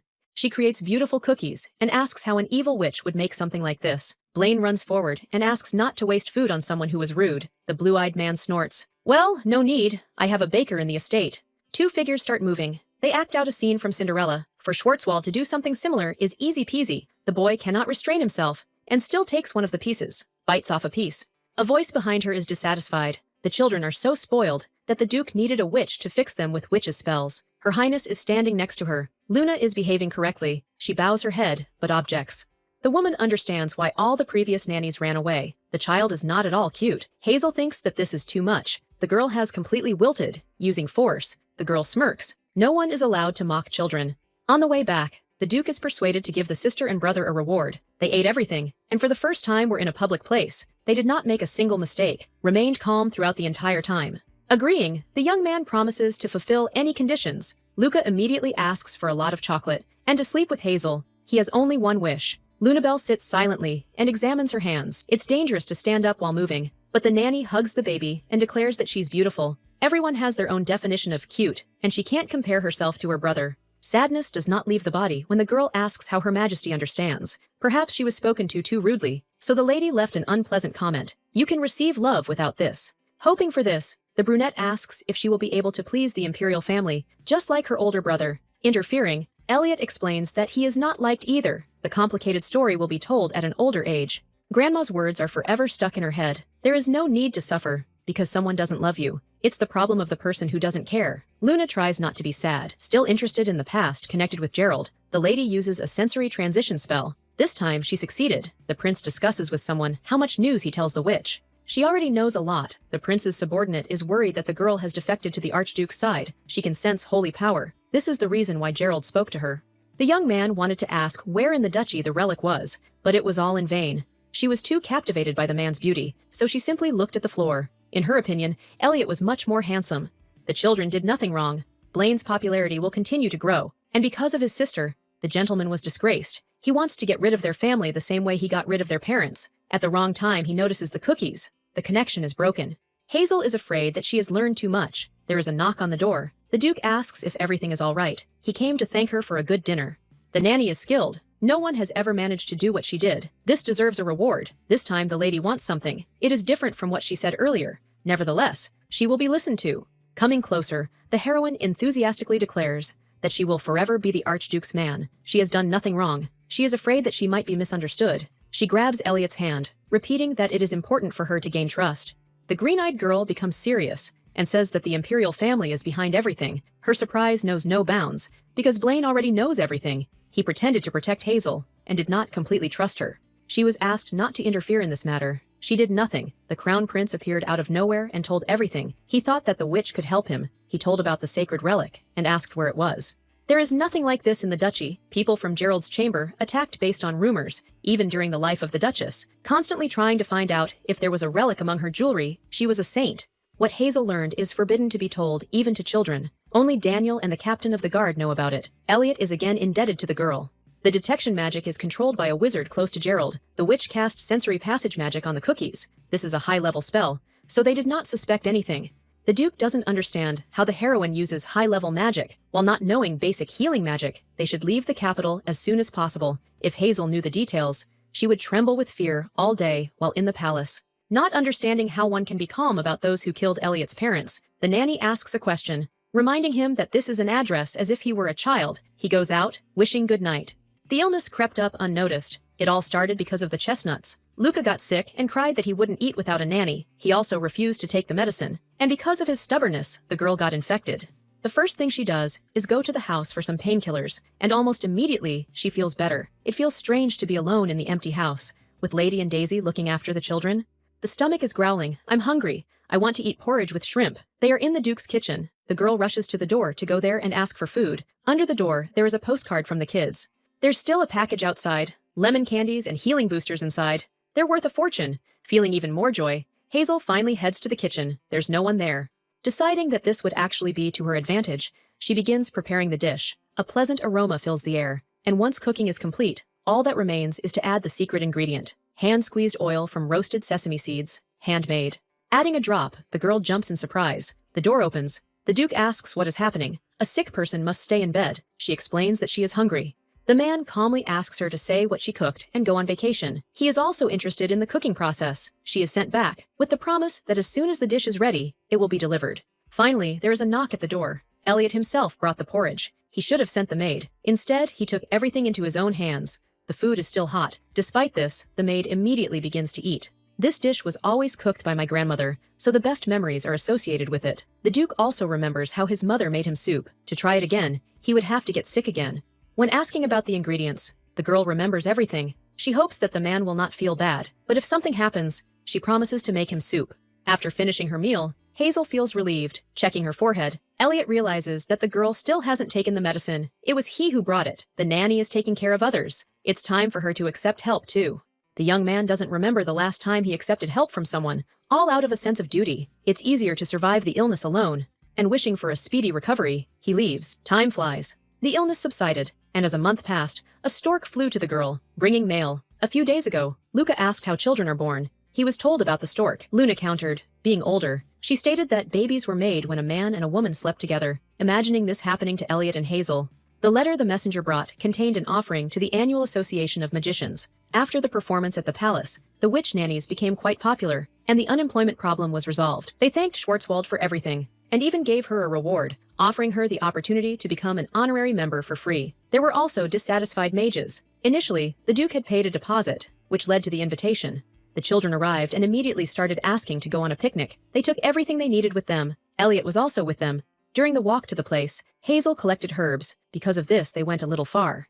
They are happy. Luke sees a flower he has never seen before. Elliot allows him to go pick it, but asks not to go too far and not to get lost. The weather is beautiful outside, and on the way back, Hazel is asked to make a wreath. The maiden creates a wreath and also a ring. She feels the Duke's strange gaze on herself. Turning around, she asks if he has any business. He usually has a lot of paperwork in his office, whole mountains of documents. Always answering that he trusts the nanny, the man still came to spy. He denies that it is completely useless. He says that he wants to spend more time with the younger ones, but all he does is spy. He came to protect the boys, like a guard. The forest is dangerous. In that case, it would be more logical if he walked with him, and not sat with folded arms, with a serious expression on his face. The young man asks, "Don't you like me?" She didn't mean it that way. Teasingly, he asks if she likes it. Realizing that the situation is not entirely comfortable, the lady looks away, and no longer trying to justify herself, calmly replies that, as a duke, he is a good man.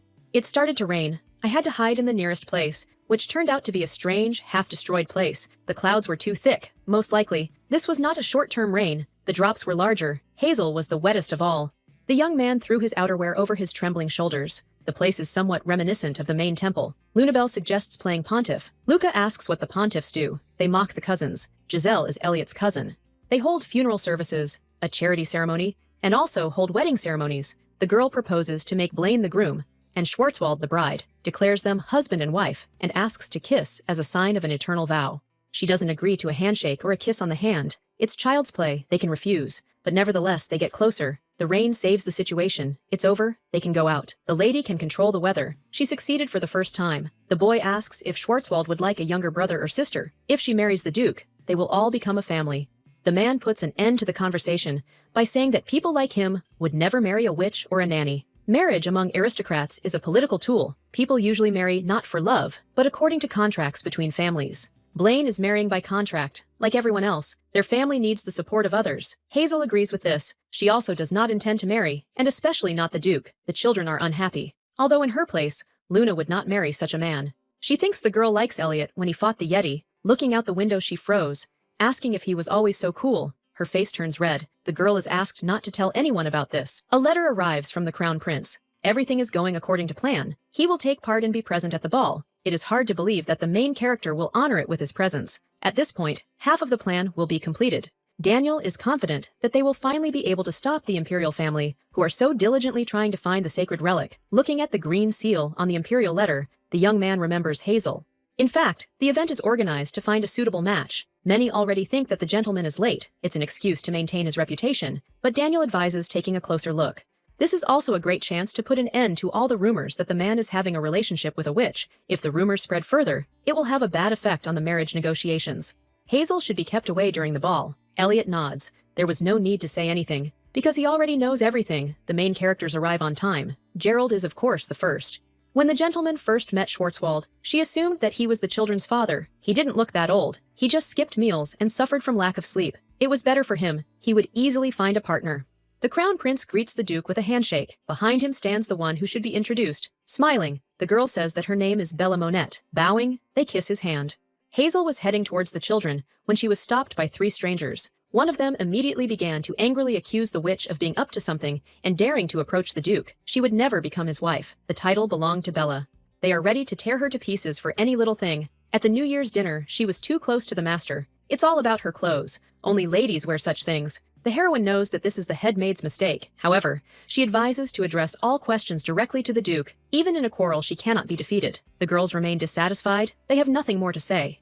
Luna asks when they will go see the fireworks. It is already late, and the song has started. Sitting down, the nanny apologizes for being so busy and losing track of time. Little ones shouldn't be in the main hall. The heroine decides to quickly find the gentleman, not understanding where he is. Approaches Victor to ask if he is dancing with Bella. They really are the perfect couple. Lady Manette is perfect for the Archduchess's place. Her face blushes. She lightly pats herself. The girl tries to restrain herself. She is going to light fireworks and asks to look after the children. The knight assures that there is no need to rush.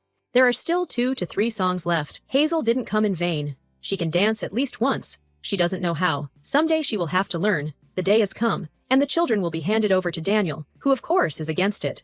A hired worker can't break the rules. Victor continues to convince that everything will be fine, but you can't get close to the Duke. Grabbing the girl by the hand, he pulls her forward. The brunette is doing it well. As if it wasn't her first time dancing, she was just repeating the movements of a good teacher. As soon as she managed to say this, she immediately steps on the foot. The knight laughs. The first time he trampled all of his partner's feet. They are interrupted by someone no one expected to see. The Duke notices that the girl even has her shoelaces untied, laughing nervously. The red-haired man wants to leave. The girl will have a wonderful teacher, to whom he is not even fit to hold a candle. The girl also runs away. She was lucky that she managed to leave in time, but if she had stayed there, she would have become as dissatisfied as all the girls. The brunette is getting ready to go to the fireworks. While going down, she catches on her shoelaces, realizing that she will fall.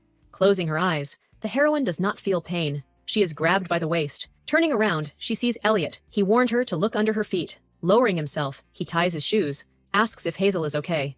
The man has no intention of returning to the hall. He came to prove that he teaches better than Victor, so that his reputation won't be damaged. The outfit isn't quite suitable for dancing, although he doesn't see a problem. Extending her hand, the lady freezes. In her head, she hears the cries of aristocrats who condemn her, remind her where the nanny's place is. Feeling a strange sensation, the maiden asks for forgiveness and leaves. The Duke must dance with someone equal to him, but not with the witch, because in a fairy tale the witch is only a secondary character, not the main heroine. Elliot is not for Hazel. She will not be able to get close to him. Multicolored fireworks are visible in the sky, captivating the eye. The spectacle makes the children gasp with delight. The Duke recalls his conversation with Daniel. After the dance, the Duke of Monette approached him with a question. Despite all the warnings, the young man intervened again and went to the witch. He himself did not understand why he did what he did. He only remembers that he saw her dancing and smiling at another man. It would have been better if she had cast a love spell. Arwen reminds Blaine that he has a duty, his family needs an alliance, a family that does not have imperialistic views, that would not lose either military or financial power. The Duke of Monette's daughter is a suitable candidate. Hazel attributed too many character traits to the boy that he did not have. It seemed like she hated him. However, at that moment, before running away, the expression on her face said that she was in love. Throwing away unnecessary thoughts, he convinces himself that Luna misunderstood everything when she saw the witch's admiration. A rabbit appears in the sky. Lowering his gaze, the young man sees the girl casting a spell. The ball is not over yet. However, the knights are throwing out all the guests. The sacred relic that was in the Duke's estate has disappeared. He frantically tries to understand who is behind this, orders a list to be made of everyone who managed to leave the estate. Jumping onto his horse, he first hurries after the crown prince's carriage, and when he gets there, he orders him to get out immediately. The man talks about the sacred relic that the emperor has set his sights on.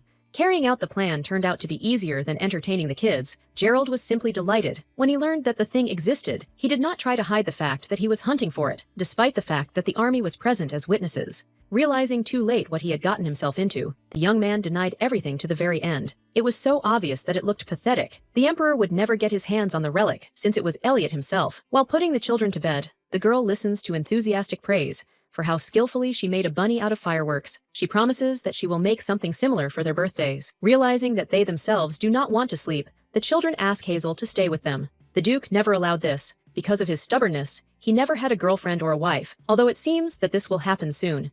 Luna and Luca haven't heard of Lady Monette. She's from a wonderful family. She could possibly become a future wife, and besides, she's perfect for Elliot. The girl thinks that Hazel is more suitable, and besides, he likes her.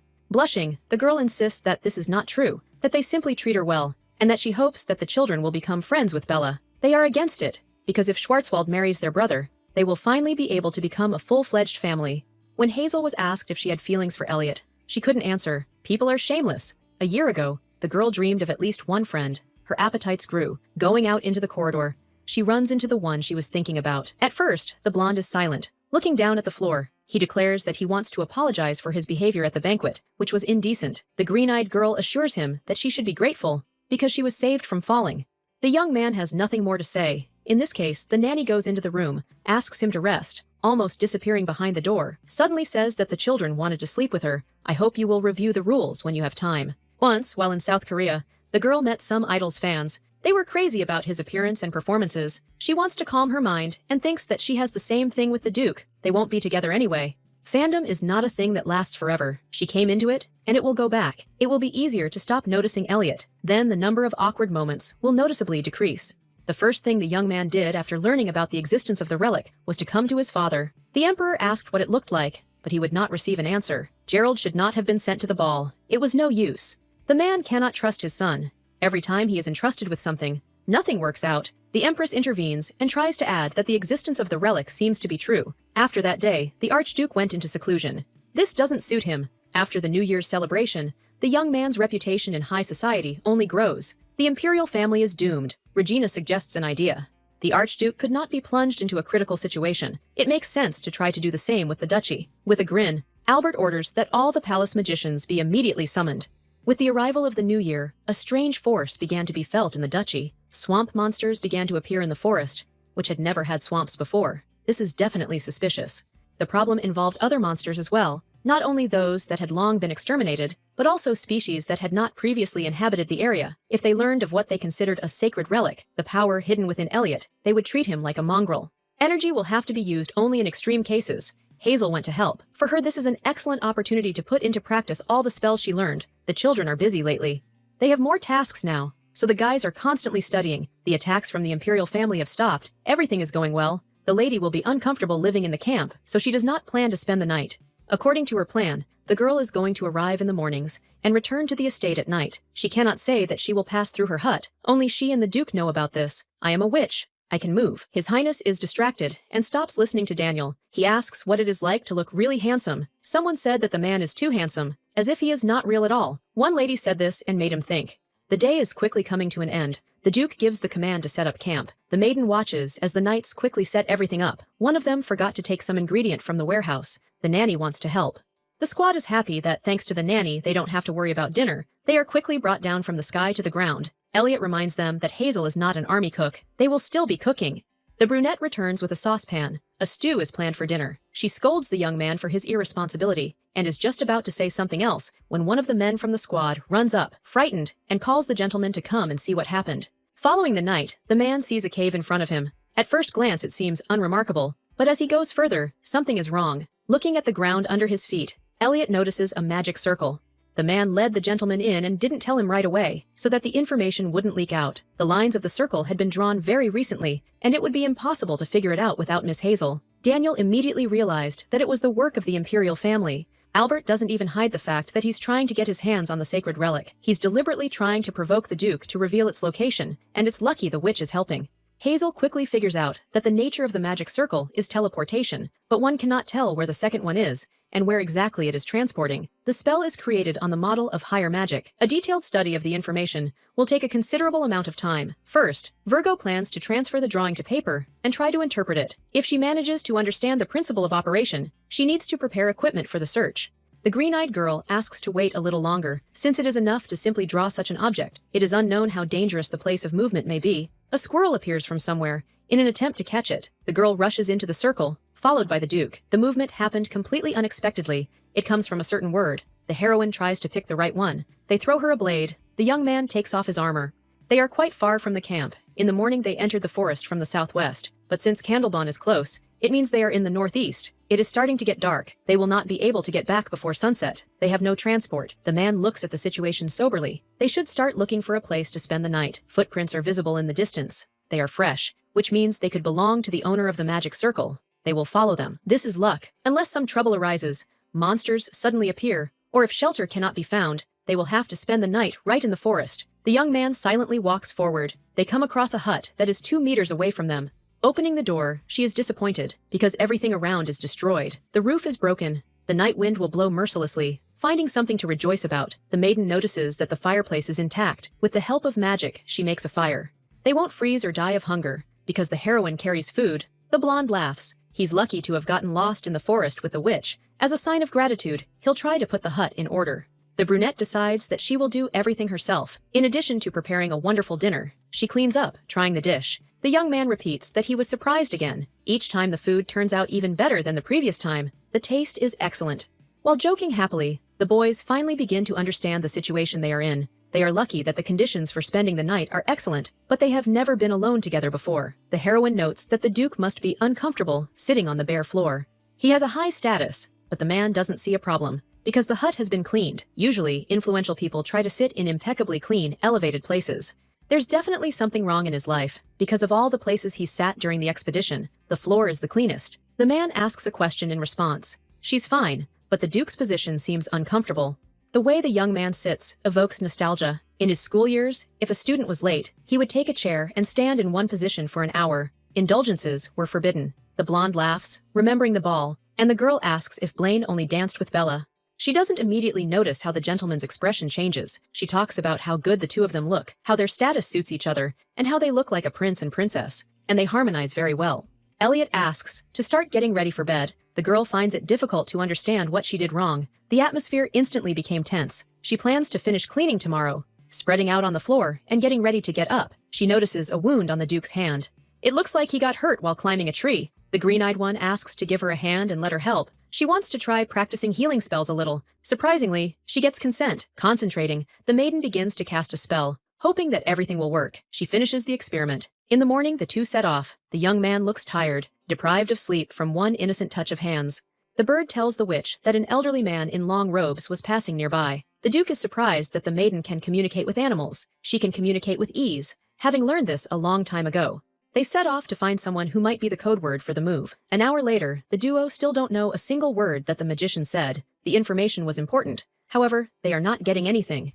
The girl still tries to be optimistic. They will follow the magician's trail, and they will still find him, and then they will figure everything out. The man is looking somewhere behind. They have come to the discovery. In front of them is a nest of man-eating wasps.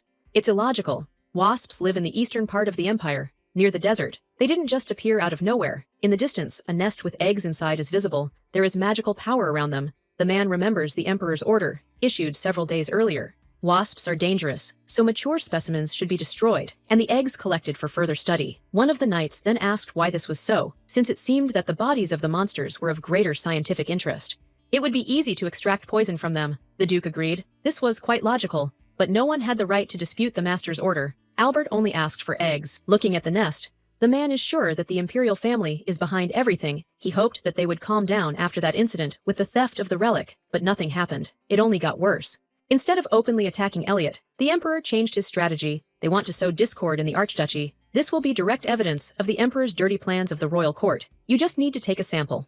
If you compare the eggs with those indicated in the records, then a strong clue will appear. Holding out his hand, the blonde recoils. A troll grows in front of them. They took care of the protection of the nests. Hazel should move it. As soon as the girl does this, the Duke gives the command to run away. She does not know the shield spell. She has not yet had time to learn it. She has to come to terms with the fact that a tree is flying at her. The young man takes out his sword and turns around.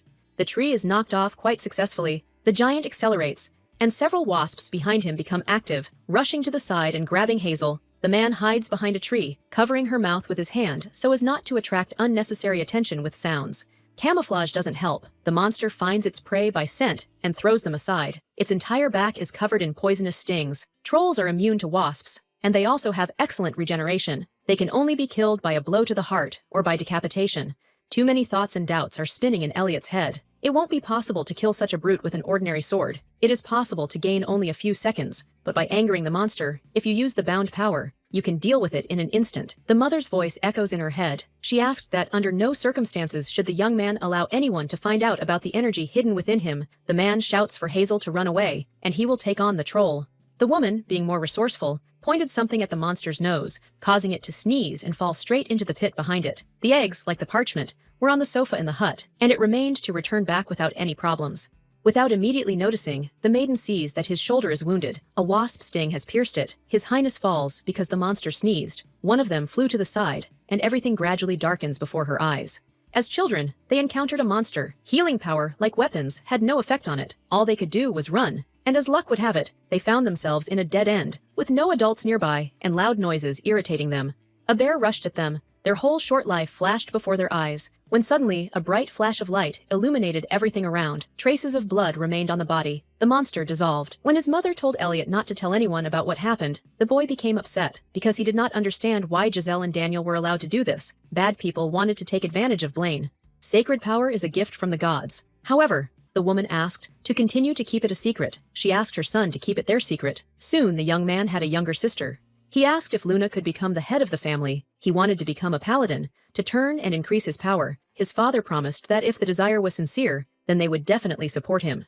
The young gentleman was sent to the temple. He repeated to the saint that he wanted to join his military forces. Soon, all dreams seemed to be destroyed, because a new law was passed, stating that a woman cannot be the head of the family. The emperor had something in mind.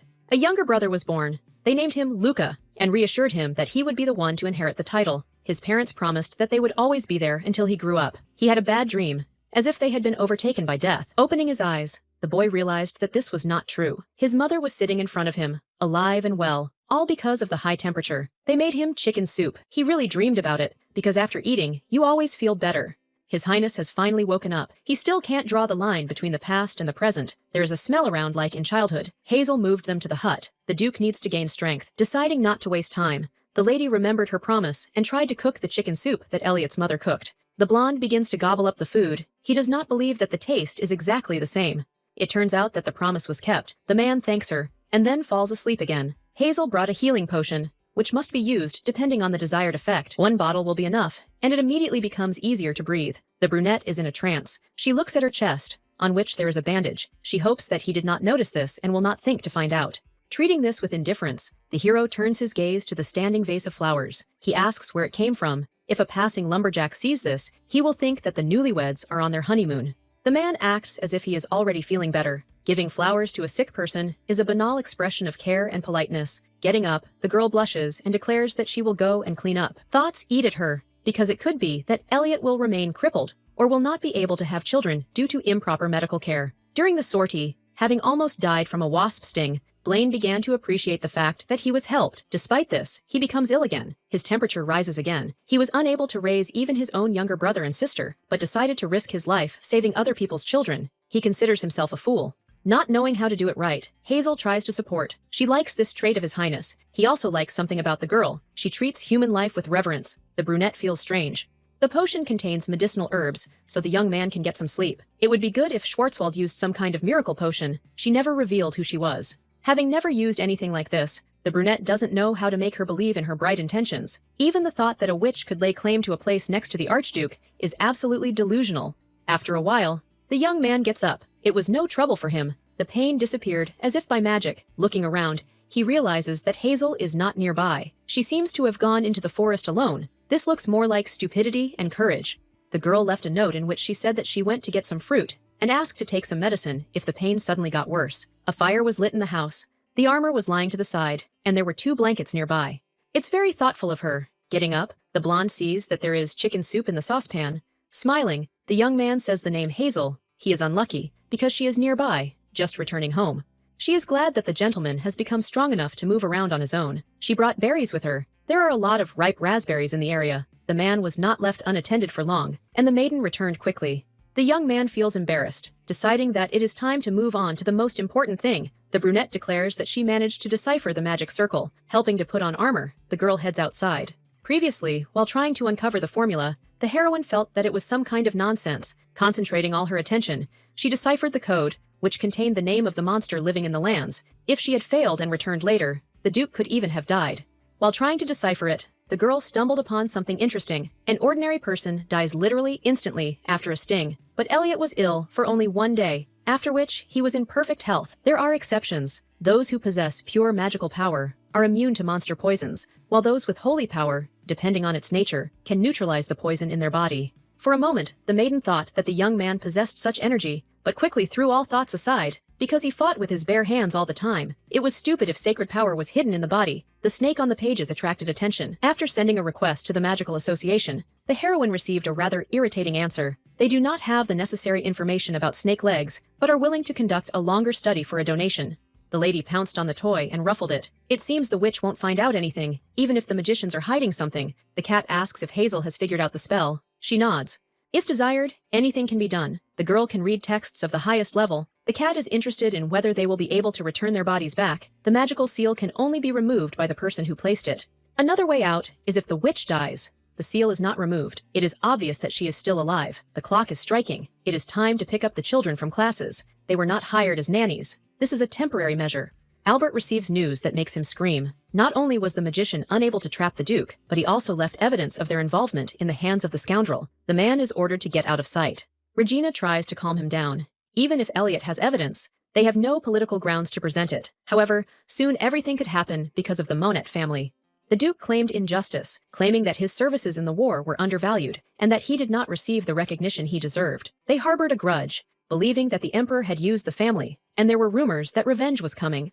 2 families are going to enter into a marriage alliance. Fortunately, they are doomed to failure. The Black Forest witch is to blame. Gerald declares that he himself saw everything at the ball. Elliot rejected Bella, intending to dance with Hazel. After that, they hugged each other like a couple in love. The man even tied the girl's shoelaces. The father yells at his son. They kept this information from him for too long. The Empress suggests an idea. These rumors are not yet widely known, but it is possible to make the rumor about Elliot's passionate love for the witch become common knowledge. Then the alliance with the House of Monet will end, and the Duke's popularity will decline. Luca asks Hazel when the baby will be born. He would like a boy. Lunabelle, on the contrary, would like twins. They talk about a child with Blaine. There are rumors among the servants that the 2 of them spent the night in the forest. With every word it becomes more and more awkward. The brunette blushes and screams that this is all not true. They did not sleep in the same bed. They even had separate beds at a distance. There will be no baby. The maids, immediately upon returning, asked if everything was all right. The maid thought that they were worried whether the 2 had suffered at the hands of monsters, but in fact, they attributed a stupid love affair that did not exist.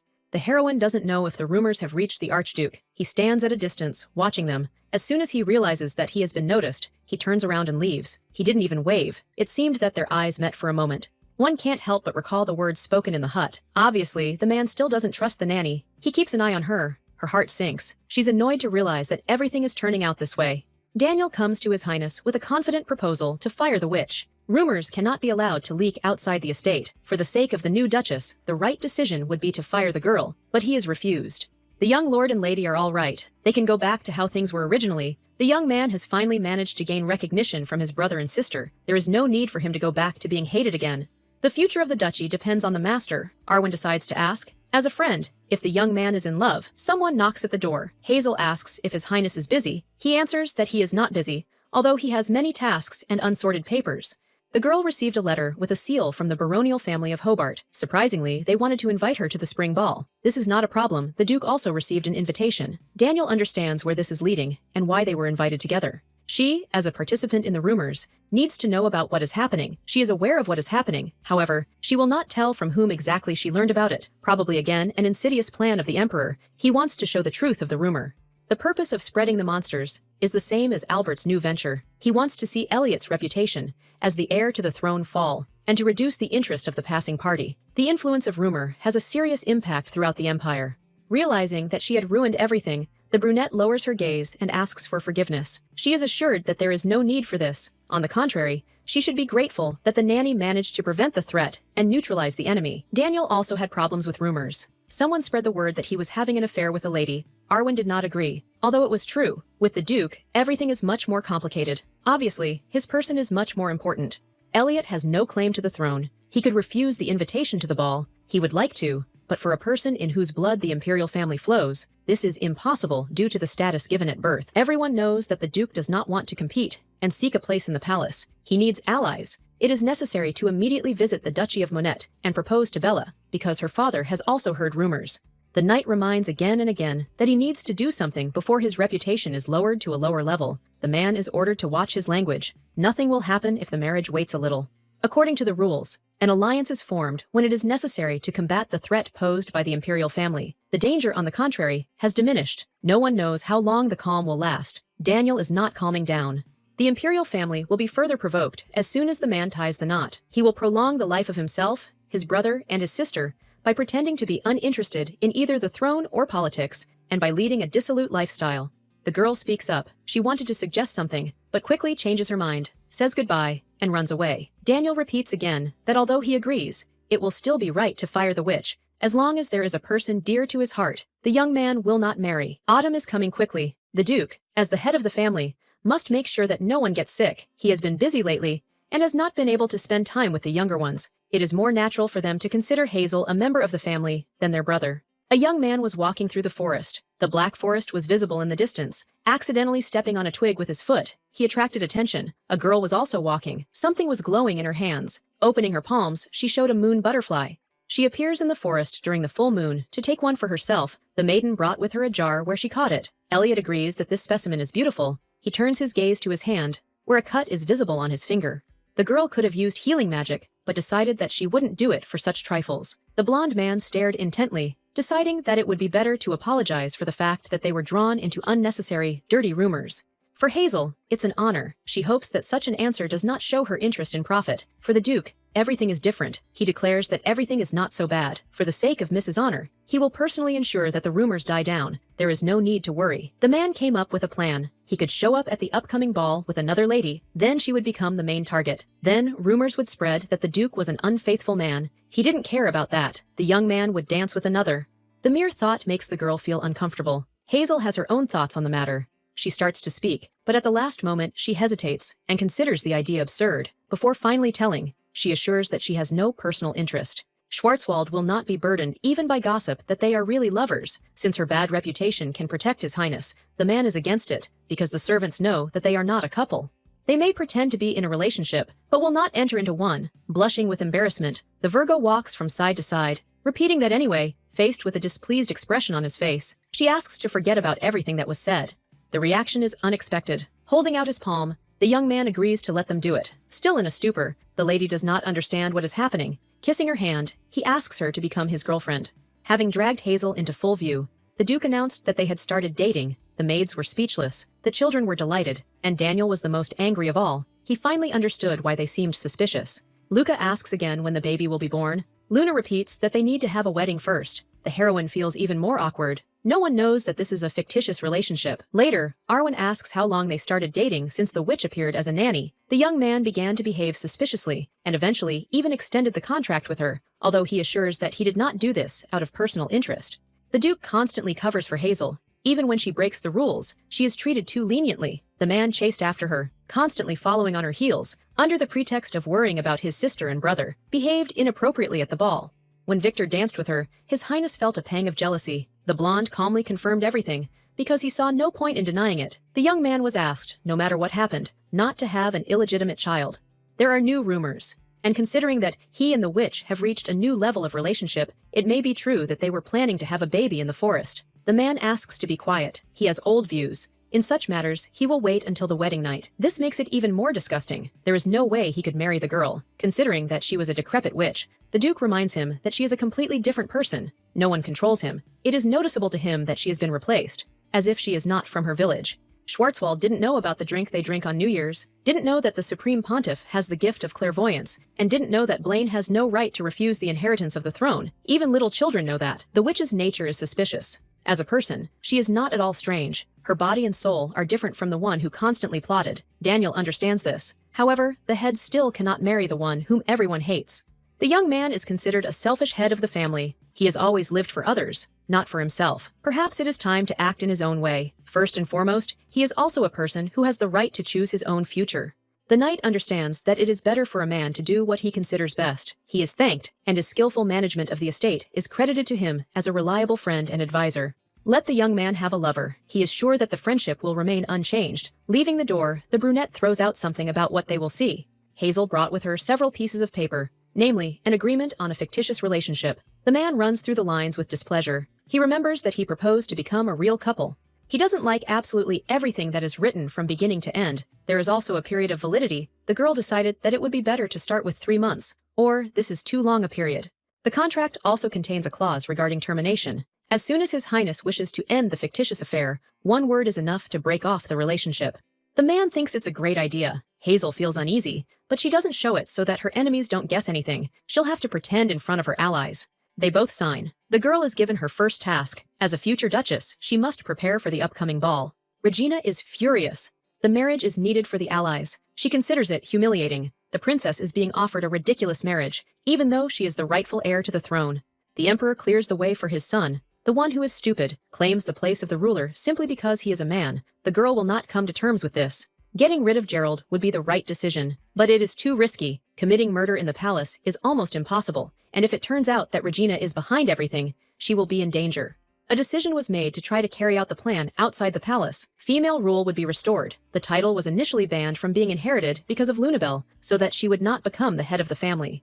It is enough to allow the baby not to become a duchess. She will die, and the problem will disappear. The woman is confident that she will do the right thing and regain her right to the throne. Luna watches the couple for a long time to understand that something is wrong. She asks if they are really dating. She has never seen them alone. Later, the two discuss what to do next. The girl guessed too quickly, and they had never been in a relationship to understand how to behave properly in public. The only thing the man knows is about kissing, and having said this, he looks at Hazel and declares that it is her turn. They ask him to close his eyes. Already being close, the maiden feels how her dreams are shattered. They ask what she wants to say. The Duke expected that the discussion about letting down the lovers would continue. The lady can't think of anything other than strolling through the shopping arcades and horse riding. These seem to be activities unsuitable for aristocrats, but the young man agrees. The lord does not need knights, and the witch does not need protection. Because such a person will be next to her, Luna and Luke need protection. They walk along the shopping arcades. People around them whisper, which makes the girl sad. She managed to achieve what the performance was intended for, but there is no joy in it. Noticing that his companion doesn't look well, the young man throws his cape over her shoulders. He thinks that he needs to stock up on potions just in case, and ask Harold to prepare a delicious dinner. The first stop was a tea shop. A man asked where he could have some privacy, and the room immediately became quiet, and the stairs made you want to fall into the ground. His Majesty pays no attention to anyone at all. Sitting down opposite his beloved, he begins to list what they have done, and what still remains to be done. He asks questions about his family that never bothered him, obviously doubting the identity of the witch. She was raised by her grandmother. She has no parents, no brothers and sisters. Surprisingly, the Duke is interested in learning new things. Deciding that the time has come, the girl also asks about him. He is happy to answer questions if they are interested in him. The guys are looking for Hazel. It turns out that she is nowhere to be found. It turns out that the two went for a walk together. A stranger in a cloak approaches the hut. Do you by any chance live here? The woman introduces herself as a merchant. Luna immediately says that they are not buying anything. She is lost, but even so, they quickly show her the path that leads to the village. Regina is tired and asks for a rest, but they don't let her into the hut and allow her to rest outside. The princess said she went to pray and should return quickly, but the children are holding her back. While Luna was talking, Luca managed to go get a mug and offers him a drink. His sister scolds him. Hazel taught him not to communicate with strangers. The stranger thanks her for the drink. She was saved from thirst. In return, she will give an apple. It is poured. Inside, there is an elixir that plunges her into eternal sleep. By refusing, Luna irritates Regina. She offers an elixir that turns into frogs and is again refused. The last thing she offers is perfume with the smell of cookies. Coming closer to sniff, the babies turn into birds. They are still children, so they fell for it. It took some effort to transform. The girl wants to take them with her. Lady and Daisy arrived just in time. They were about to rush at the attacker. She was not one to be timid. She took out her sword and defended herself, jumping on her horse, and rushed away. The lady didn't plan to take the boy, but it's even better this way. There will be fewer contenders for the throne. She'll put the birds in a beautiful cage, and they'll have a good life. The girl asked about the poison of man-eating wasps, which affects the brain and male performance, and the blonde man, snorting discontentedly, shows with all his appearance that he is fine. In the shop a meter across the street, someone is trying to sell something in a bag from which sounds are coming. The seller refuses. Hazel hears cries for help because she understands animals. Rushing forward, she calls out to Luna and Luca. Turning around, the stranger shows her face. Realizing that it is the princess, the Archduke rushes after her. The fact that Lady and Daisy appear behind her indicates that they are indeed children. With the help of magic, the witch takes them to herself. The woman, in despair, continues to run away. If she is caught, she will become more stupid than her brother. They will chase her until the very end. There is no choice. Using the vial, she disappears. Only the cloak remains in the alley. Elliot did not find anything. Time passes. The Emperor's daughter shows no signs of life. She is considered missing, and the Imperial House intends to hide this. That day, the Duke took out his anger on the children for getting them into such trouble, although he was angry at himself for not being there to protect them. Thanks to what happened, it became clear what the imperial family was trying to achieve. Luna was still too young to be drawn into political games. A tailor comes to Hazel to take measurements for the spring ball. She will make a dress, and is delighted that the lady's measurements have not changed at all. She is offered beautiful fabric. The woman treats the nanny completely differently. Before, she was strict. Apparently, the rumors about her relationship with His Highness appealed to many. The clothes that are already in the wardrobe are certainly beautiful, but you cannot wear old ones. They do not correspond to the attire of a gentleman who occupies a high position. The young man's suit will be such that it matches his companion's dress. Luna likes the white color, realizing that it will resemble a wedding dress. Hazel asks to stop. Once this is finished, the tailor leaves. Luna invites Luca to go look at their garden. The Duke reminds him about his lessons, which is much more important. Addressing Schwarzwald, the young man says that after she puts the children to bed, they will meet at 10 o'clock in the evening. Realizing that it will be night, the witch becomes embarrassed. It's impossible to concentrate on a book after the kids fall asleep. The girl has a free hour before the meeting, and she's too worried. Realizing that she could no longer sit still, the young lady headed to the meeting, and surprisingly, she was already expected there. The Duke was waiting for their meeting. Before this, the young lady stopped on the stairs, noticing that the bow on her shoe had come undone. As she went down, they tied it the same way as the lace last time. The two go to the main hall. Suddenly it seems even bigger than before. The reason for the meeting is to practice dancing. They should stop looking around. The girl feels even more awkward. She doesn't know how to dance, in which case she will repeat all the movements after the gentleman. The first thing the green-eyed girl does is step on his foot. The girl is bullied. Noticing that she has broken her leg and trying to make things better with a healing spell, she gets angry, promising to cast some kind of terrible curse. When dancing in a couple, it is important to smile, even if you don't like your partner. Something clicks in your head. This is the reason why His Highness smiles tirelessly, despite the lack of sympathy. She wants to ask a question, but lacks the willpower and courage to do so. The heroine is afraid of the answer she might receive, so she doesn't dare to speak. Suddenly, it becomes dark. The lady feels lost. His Highness looks at her intently, without taking his eyes off her, lowers himself and kisses her hand, pushing her away. They tell him that she has learned enough. Hazel tries to escape. The light has gone out, which means it's time to rest. Stopping her, the Duke offers to take her to the room. In awkward silence, they go forward along the corridor. An unexpected question interrupts her thoughts. The man asks if he is better than Victor, and the woman doesn't understand who to choose. She hasn't met the knight, so she can't evaluate him as a worthy lover. The blonde hopes that a person with whom he can be compared will never appear. Regina hadn't shown her face for 3 whole months, and finally showed up only to ruin the family's dinner. I have to make up a story on the fly. That day she went to prayer. She was praying in her room in the holy cathedral, when suddenly someone climbed in and forcibly gave her a potion that turned the girl into a lark against her will. The Empress is interfering. It's all suspicious. The day she disappeared, there were rumors that a certain young lady was trying to turn the Duke's children into birds and kill them. It seemed that these were unfounded rumors, but it happened in the village of Serene, very close to the holy cathedral, and the Emperor wanted to know more about the rumors and what happened.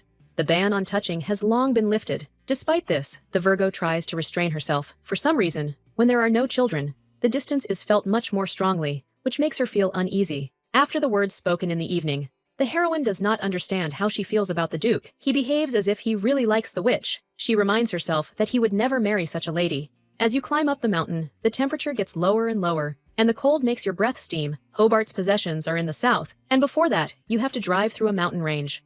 They are not far from the top. When the carriage stops, a tree has fallen ahead, blocking the road. There is a village nearby where the knights will look for tools, and at the same time, the horses will have a rest. It turns out that there is not a single soul in the settlement. Although it is suspicious, Elliot understands that this does not pose a danger. A messenger is sent to the next inhabited village, asked to prepare dinner for arrival. Hazel is the first to grab the axe. She will come back and help remove the tree. Taking the weapon, the Duke calmly explains that he will do this. Unable to bear it, the girl asks why they have been treating her like this since then, and misunderstanding this, the man gets angry and asks why she walks around unaccompanied. Without losing her composure, the lady reminds him of her powers. She can protect herself, but the blonde agrees to help. The more hands there are, the faster everything will go, and the conversation again ends in nothing. In the carriage, the distance did not seem so great. The girl was tired. They extended their hand to her. The gesture was too obvious. Without answering, the girl became frightened. A wild roar was heard in the distance. The Duke sees Drake, a wingless dragon, of which there are two types: the red dragon, which is covered in stone scales and breathes fire, and the blue dragon, which is covered in sharp scales and freezes with one breath. In front of them is a second species. Assessing the situation, Elliot orders them to run away. The air in an instant became piercing to the bone. All the inhabitants of the village turned into ice cubes because of it. It seems like the monster is breathing down their necks. At this rate, it will reach them in no time, and the squad will suffer the same fate as the locals. The girl tries to think of how she can reduce the number of victims, even though it is impossible to stop such a huge monster. The man rushes forward, and they fall down, opening their eyes. The heroine realizes that they are somewhere at the bottom of the cliff. He has long understood that the dragon is looking for them. It is possible to defeat a fire drake with darkness and cold, and the weak points of an ice drake are light and heat. Hazel remembers this at the most opportune moment. The maiden is about to disperse the clouds so that the light can penetrate directly to the scales. The Duke has a better idea, but before that, he insistently asks that no one tell about what they are about to see. There is a glow visible all around. Daniel does not understand where it comes from. Victor, exhausted, runs to it. Because of Drake, the master and Miss are trapped under the cliff. The man quickly realizes what happened, asks for directions, and goes forward. There is no trace of Drake, but they are still trying to stay alert. Those the squad was looking for emerge from the bushes. Hazel is fine, not injured, unlike Elliot. Arwen promises to listen to the story along the way. They shouldn't linger. They arrived at the Hobart family estate very soon. The brunette tries on the dress and realizes that something is wrong. She chose a yellow-colored fabric, but received pure white. During the process, a request was received to change the material from which the dress was being made. The Duke himself asked for this, and he reported that white looks more elegant. No matter how many times Hazel saw Elliot dressed up, her heart skipped a beat every time. The white dress looked like a wedding dress, and he might have deliberately asked for a substitution. Having promised to take care of the jewelry, the man asks the maid to show him a beautiful set of a necklace, bracelet, earrings, and a ring. They will definitely attract attention. The joy turns to awkwardness. The jewelry was worn by the late Archduchess. Something like this can only be given to a wife, and I gave it to my wife. The emeralds perfectly highlight the deep green color of the young lady's eyes. The girl likes everything. It's time to move on. The ball is starting very soon. Baron Hobart greets the arriving Duke. A strange emotion flashes in his eyes for a second. Trying not to attach any importance to it, he follows him. In the hall, a man introduces her as a witch of the Black Forest. There is silence all around. The woman feels many glances on her, which make her feel completely uneasy. They immediately approach His Highness to greet him. They are glad that such a person has decided to honor them with his presence again. Hazel hides behind his back. In the created atmosphere, the meeting evokes special emotions. Earlier, the gentleman said that he would not be able to come due to lack of time. The young man wanted to talk about business matters. Without listening at all and interrupting mid-sentence, the blonde asks to address the one with him. Hazel, bending down, the brunette tries to comply with the rules of etiquette. The beauty must be at an official reception with the Duke for the first time. The man will be happy to serve. He does not have time to introduce himself. Elliot takes his companion. We have business. Making her way through the crowd, the lady inexorably hears everything that is said about her. No one understands how the Duke could get involved with a witch. The fact that Hazel charmed him is a shame. Turning around, Miss sees Manette. She is surrounded by her friends and wiping her eyes of tears. Bella thought that she was in a relationship with Elliot and was upset to find herself abandoned. The purpose of the union was initially only to dispel the suspicions of the aristocrats. This was achieved. Schwarzwald did not think about the feelings of the lady. She would like to tell her that love is fake. Handing over a glass of wine, The gentleman asks not to listen to aristocrats. They are full of prejudices towards those who do not fit into their social framework. Time will pass, and everyone will see the true essence.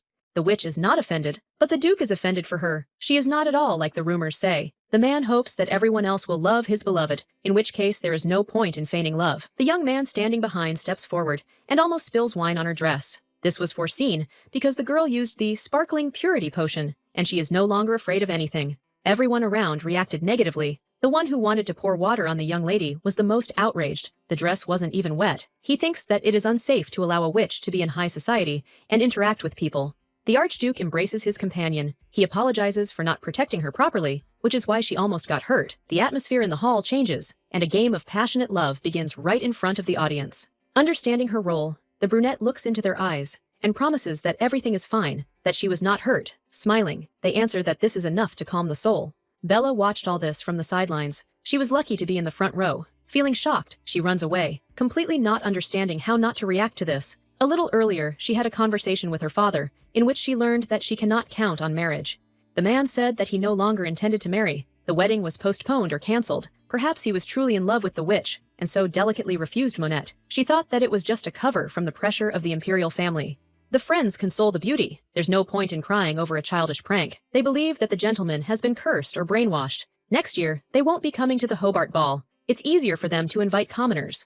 The witch is the most shameless, since she dared to show up at an important event and was not embarrassed by the fact that she was covered in jewelry of the former Archduchess. If you put a dress with expensive stones on a bear, he will be beautiful. The same thing with her.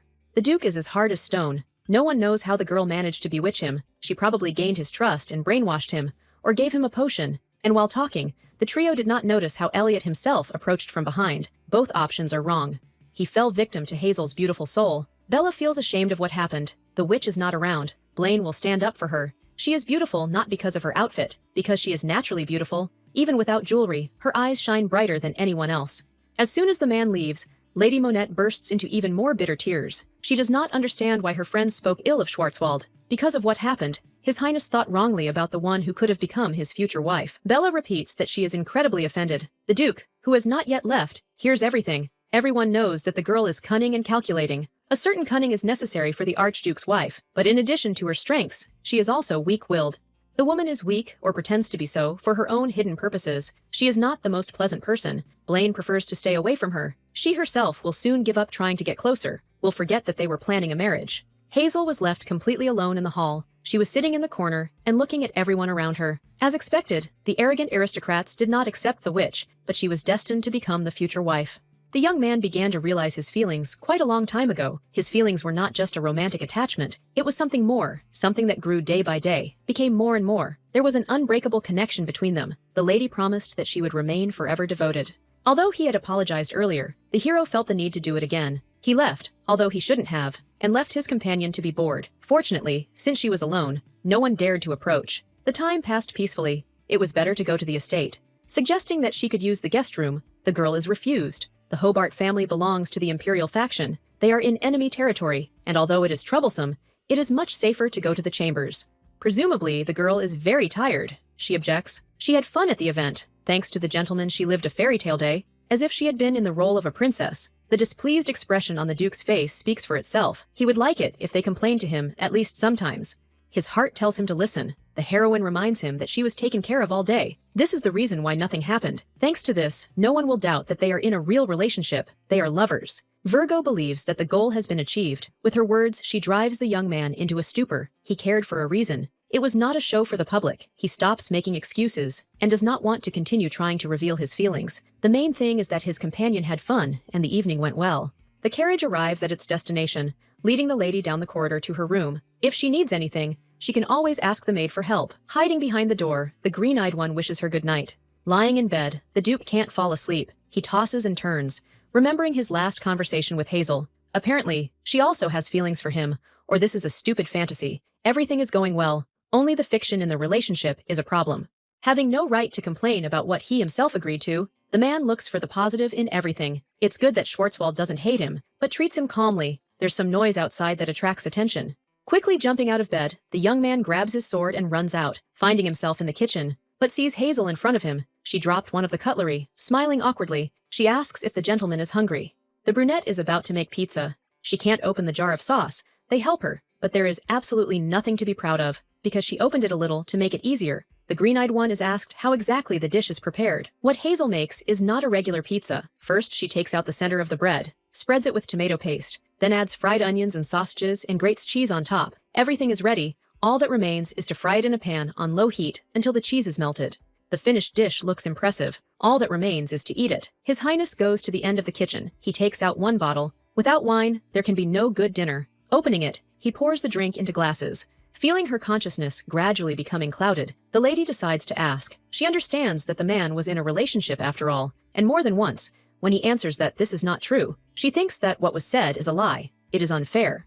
The Duke really didn't have a perfect relationship. He's not a ladies' man. Smiling at the way the girl behaves, the blonde asks if she wants to know one interesting fact about him. No matter what he took on, he was suspected of having many years of experience because of how good he was. When he first rode a horse, or when he first picked up a sword, along with the praise he heard doubts about whether it was really his first time. Even in the case of sacred power, the one who trained the boy said that his mother must have taught him. Hazel understands that the Duke is too skilled. This also applies to love relationships. Henceforth, he will try to appear more experienced. She is interested in what ineptitude will look like in the face of honed mastery. Leaning closer, the girl asks about the sacred power. When a huge troll attacked them in the forest, he was unable to use his energy because of a witness. If he had used it, the monster's poison would not have been able to work. After being poisoned by an arrow, the sacred power neutralized the infection. Powerful energy belongs to a person who deserves it and knows how to handle it. His Highness is pious. Elliot listens and remembers his mother's words. Even as a child, he was told that the Archduchess should not just be his wife, but a companion worthy of a ruler. She should be wise and able to understand others, and certainly keep secrets. His intuition did not fail him, because he chose the ideal candidate. Before this, the lady had never asked the question about where the thing that was at her wedding came from. Because of the Emperor's machinations, she had to give up her dream several times. The young man looked at his subordinates with envy. One story makes Hazel sad and incredibly hurt for him. She shouts that as soon as everything is over, she will definitely help. Shrugging her shoulders, the blonde explains that he doesn't want this anymore. Priorities have changed, because a holy knight is obliged to take a vow of celibacy for his entire life. The girl is surprised by this opinion. Lately, when she is near the Duke, only one thought comes to her mind: how lucky his future wife is. The young man asks who this lucky woman will be. As if on purpose, she ignores him and begins to talk about her dream. Hazel dreams of quitting her job, opening an orphanage, and living out the rest of her days in the hustle and bustle of life. She wants to create a place that will not only be a place where children can live, but also a place they can call home. She wants to show how much joy there is in the world. Regina arrives in the snowy kingdom of Bellund. Her father blamed her for everything. She tried to kill the Duke's children. She was lucky that the man did not attack them, using this as an excuse. Otherwise, all the evidence would have surfaced, and then their dynasty would have come to an end. The woman had no choice but to obey what Albert told her. He ordered her to take responsibility and marry King Billund. The girl promised herself that she would get the throne at any cost, later, but she would get it. The weather was clear in the morning. Two people wanted to work. The rain ruins everything. The rains have become especially frequent in the summer. They come several times a week. If this continues, it will be dangerous. The deep mines are filled with water. One of them thinks that they can leave. The second one asks in surprise, because if they do that, then the work will be significantly delayed. They are already behind the established schedule. He suggests working longer until the rain pours even harder. Realizing that he can't wait, the green-haired man rings the bell to signal the workers. The rain will continue, and then the soil will become even more soggy. A mine collapse is possible. The river will overflow its banks, and in that case, everyone will die, or a landslide will occur. Raising their heads, they see a huge crack coming from above. Managing to escape, they fall to the ground. Everything has collapsed. They ask the assistant to immediately go down and inform the headman about everything. Bring a tree to try to make supports. There is no one to help them. The children are having fun with the rabbits. They are also hot. Fortunately, it is much cooler inside. The animals know that they are fine outside. The kids are cute, even though they are without fur. Hazel catches herself thinking that only she understands the language of animals, and this is good. Elliot was with his brother and sister, and then he disappeared somewhere. They went outside to look at the rabbits, and then he left. With the change of seasons, the work increased. The young man constantly sits in his office, but still finds time to spend with the younger ones. The man not only cleaned up the children's cookies, but also helped make tea. One cookie attracts attention. The little man is holding a small heart in his hands. The children don't remember doing anything like that. The woman suggests that it could have been the Archduke. A stupid idea. Daniel looks at the gentleman with displeasure before expressing his displeasure. Lately, Elliot has been spending more time with Hazel than in his office. He has nothing to complain about, and all matters are resolved without delay. There is one problem. Due to the downpour, the soil has weakened, and the cave has collapsed. They are reporting that there are missing miners, but the rain does not stop, and rescue operations are difficult. The situation seems critical. The villagers are angry with the Duke. They assume that the downpour is nothing more than a consequence of the god's wrath at the strange creature that Blaine brought. They are against the witch. The young man understands that this is an excellent opportunity for her to prove herself. The blonde man doesn't seem to be listening. Arwen is trying to get through to him and explain that Hazel can't be sent to a place where every second person hates her. If she ends up where people are dying, it only makes the baseless accusations and anger towards her and the duchy more enjoyable. Continuing to insist on his own, the hero explains that, regardless of whether the witch is there or not, people will be unhappy, because those who are grieving need someone they can blame for what happened. The gentleman firmly believes that he must use the chance to make Hazel the savior, and not the one who is to blame for all the troubles. Arwen noticed how he has changed. He used to think through all the scenarios from the best to the worst. Falling in love influenced him. He knows about changes in the heart like no one else. Still, the blonde has calculated everything. He asks not to worry. He understands perfectly well what the assistant is thinking. The worst-case scenario that he imagines will never happen. Later, the three of them go together to the scene of the tragedy. The first thing the girl asks is how the work is going, and whether there has been any success. Those who remained outside continue to try to reach their colleagues, but they soon realize that the ground is soggy, the stone blocks are too much for them to handle, and they don't have enough strength. The soil is loose, the support is useless. The man who voices this is immediately shouted at. They can't send one letter and sit and wait for help. People will then be left in a trap. They are lucky that they did not perish along with them. The young man hopes that the letter reached the Archduke. He was heard. In addition to the fact that Elliot read the letter, he arrived personally to provide assistance. He is immediately told that there was not enough strength to break the stones. The layer of earth inside is so thick that the guys can't check if the others are still alive. They can only stand outside and wait for something. The rain is pouring down. There could be another collapse. They can't use manpower, no matter how hard they try. First, it is necessary to stop the rain. One of the workers is surprised and asks how this is possible. Grinning, the blonde looks at Hazel, snapping his fingers. The girl looks at the sky. In a second, it becomes clear. The clouds disperse, the rain stops, and the sky becomes clear. The sun's rays pass down. The men are horrified. They step back and ask in surprise how this happened. The witch is a little ill. The young man gives her a bottle. She thanks him. The potion is perfect and made conscientiously. This is not the time to relax. The maiden reminds that there is a place that needs to be visited. They head towards the beavers, not immediately understanding. Elliot asks a question. The animals say something. It turns out they want the newcomers to get away before they chew through the bridge. They will definitely not help the killers of their friends and loved ones. They remember everything and remain angry. It soon becomes clear that beaver hunting had previously taken place, and some of the villagers sold beaver pelts as a supplementary income. The Duke asks why the mine's output is insufficient to feed the workers, and orders the beaver hunting to be stopped and reformed. Hazel looks at them with hope, and asks them to forgive the workers. The animals are not vindictive and agree. They agree to build a dam. The water will be diverted from the mine. There is only one problem left. As they approach the cave, a woman screams loudly, asking if there is anyone down there. The man is surprised that the girl hopes that someone will hear her. She is not addressing the inhabitants. A mole emerges from the ground. She asks for help, noticing that from the rains the worms have multiplied in droves. Only hearing this, the mole goes down.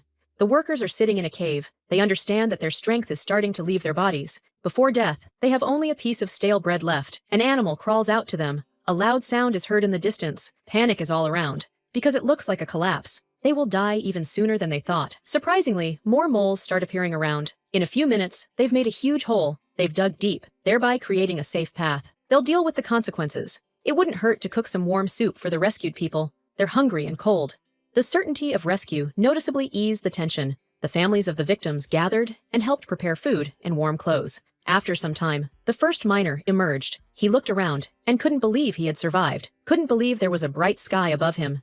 The wife notices her husband and rushes to hug him. The daughter also runs up, tears streaming down her face. He can't believe that he was able to see his family. Everyone around is immensely grateful for the rescue, grateful that the families are reunited again.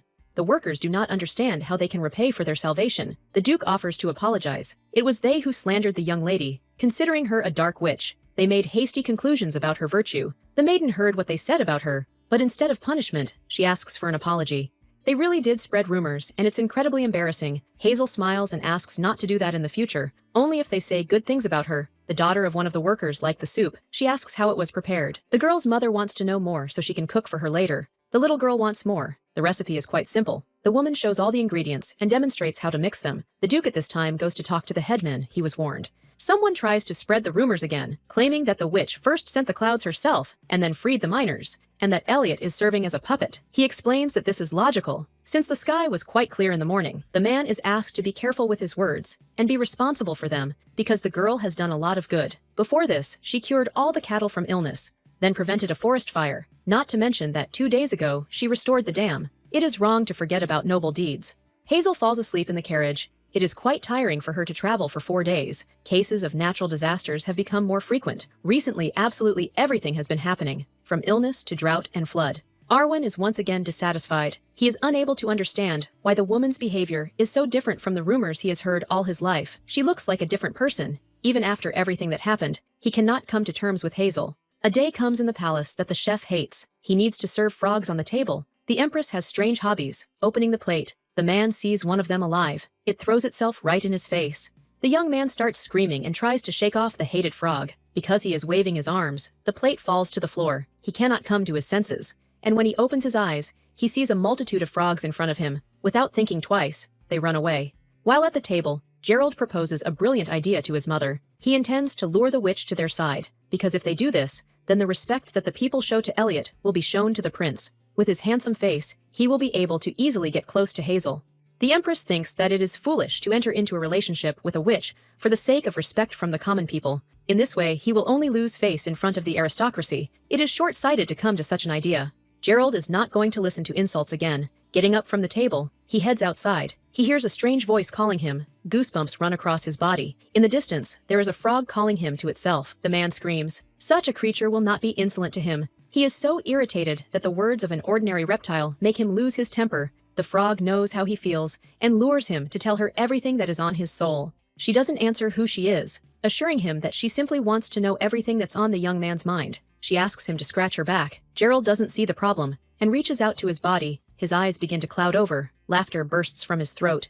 He won't have to live in a miserable body anymore. The witch moves into the prince's body, all thanks to how stupid he is. The image of a whiner suits him. He won't have to be particularly sad. He is left in the imperial garden. Lady and Daisy are resting, so Hazel feels at peace. She is reading a book, but hears that something is happening with the children. Luke does not understand anything. His sister explained the division to him. Despite this, the explanations with details did not help him.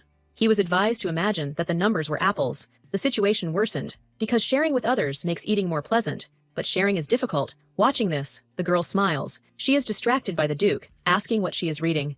Initially, the man approached her because he needed to talk to her. They had 2 contracts, and they suited both parties. Elliot offered to change the terms, to make it so that according to the contract, the young lady would become an archduchess. This was surprising. The heroine blushes with embarrassment, because this means that they will have to get married. The maiden reminds herself that this is all fictitious. However, this does not clarify the situation. Initially, it was planned to conclude an alliance with the Monet family.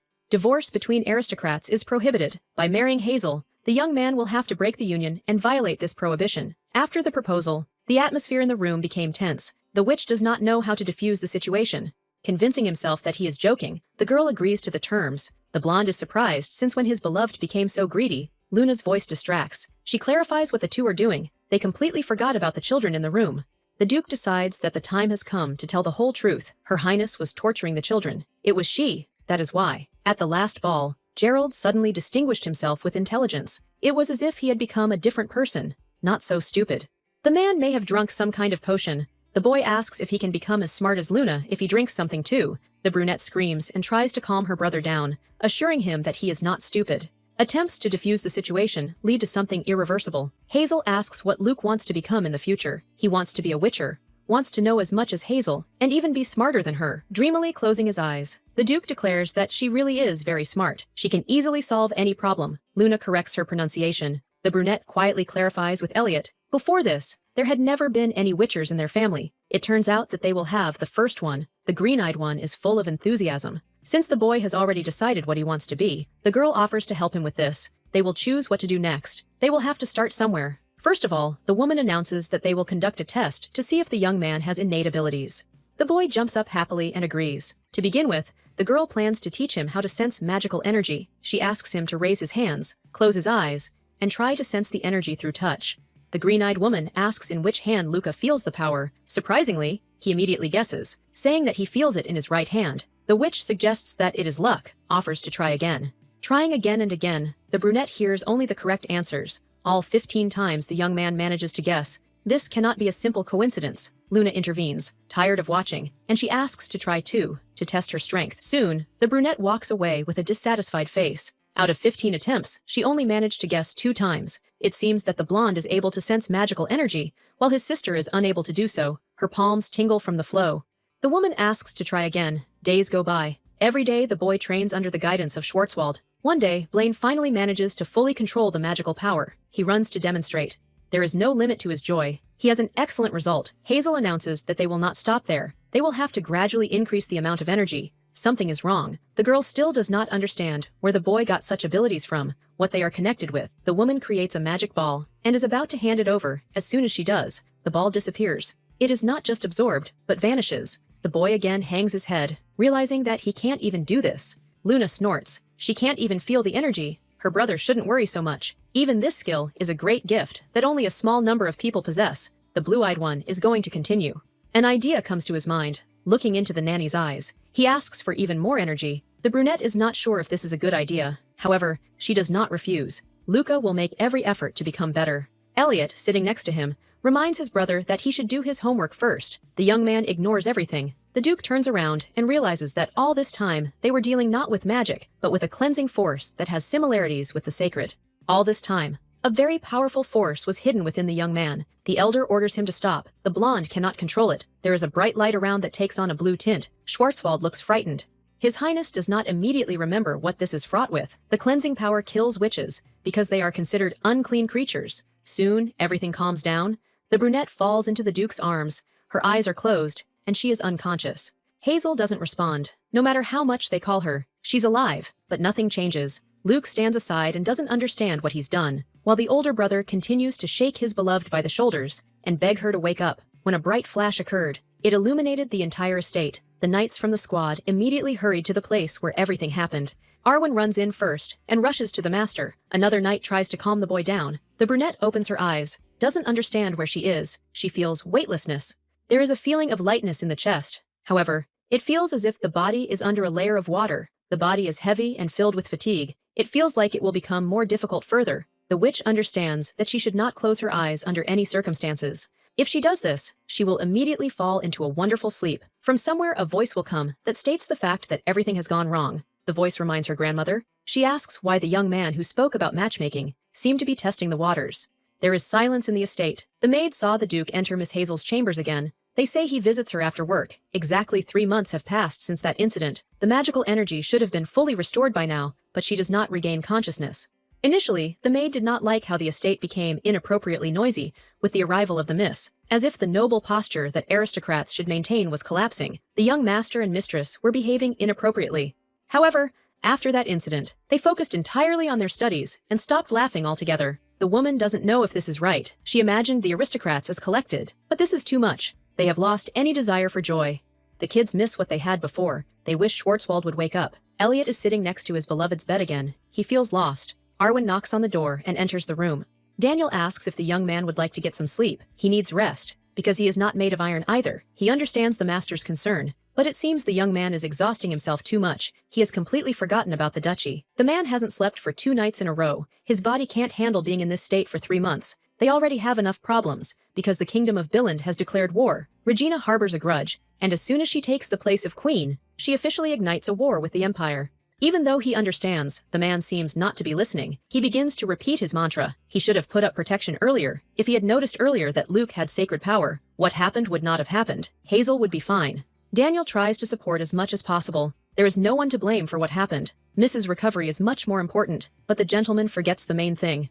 He still has a younger brother and sister who need him. He must be strong to protect them. Instead, he is unable to lead the affairs of the Archduchy. Everyone, including the knight, has not turned their backs on him, and nothing can change that. Daniel is grateful that he understands. Luna carefully studies various books. She studies diligently. In one of them, she learns that ghost flowers that grow on the southern islands are best suited for restoring magical energy. Ancient writings say that this plant brings great benefits. It blooms only on snowy days. The girl understands that since it is spring outside, her brother should search the houses of local residents. Old witchers probably have a supply of dried ghost flowers.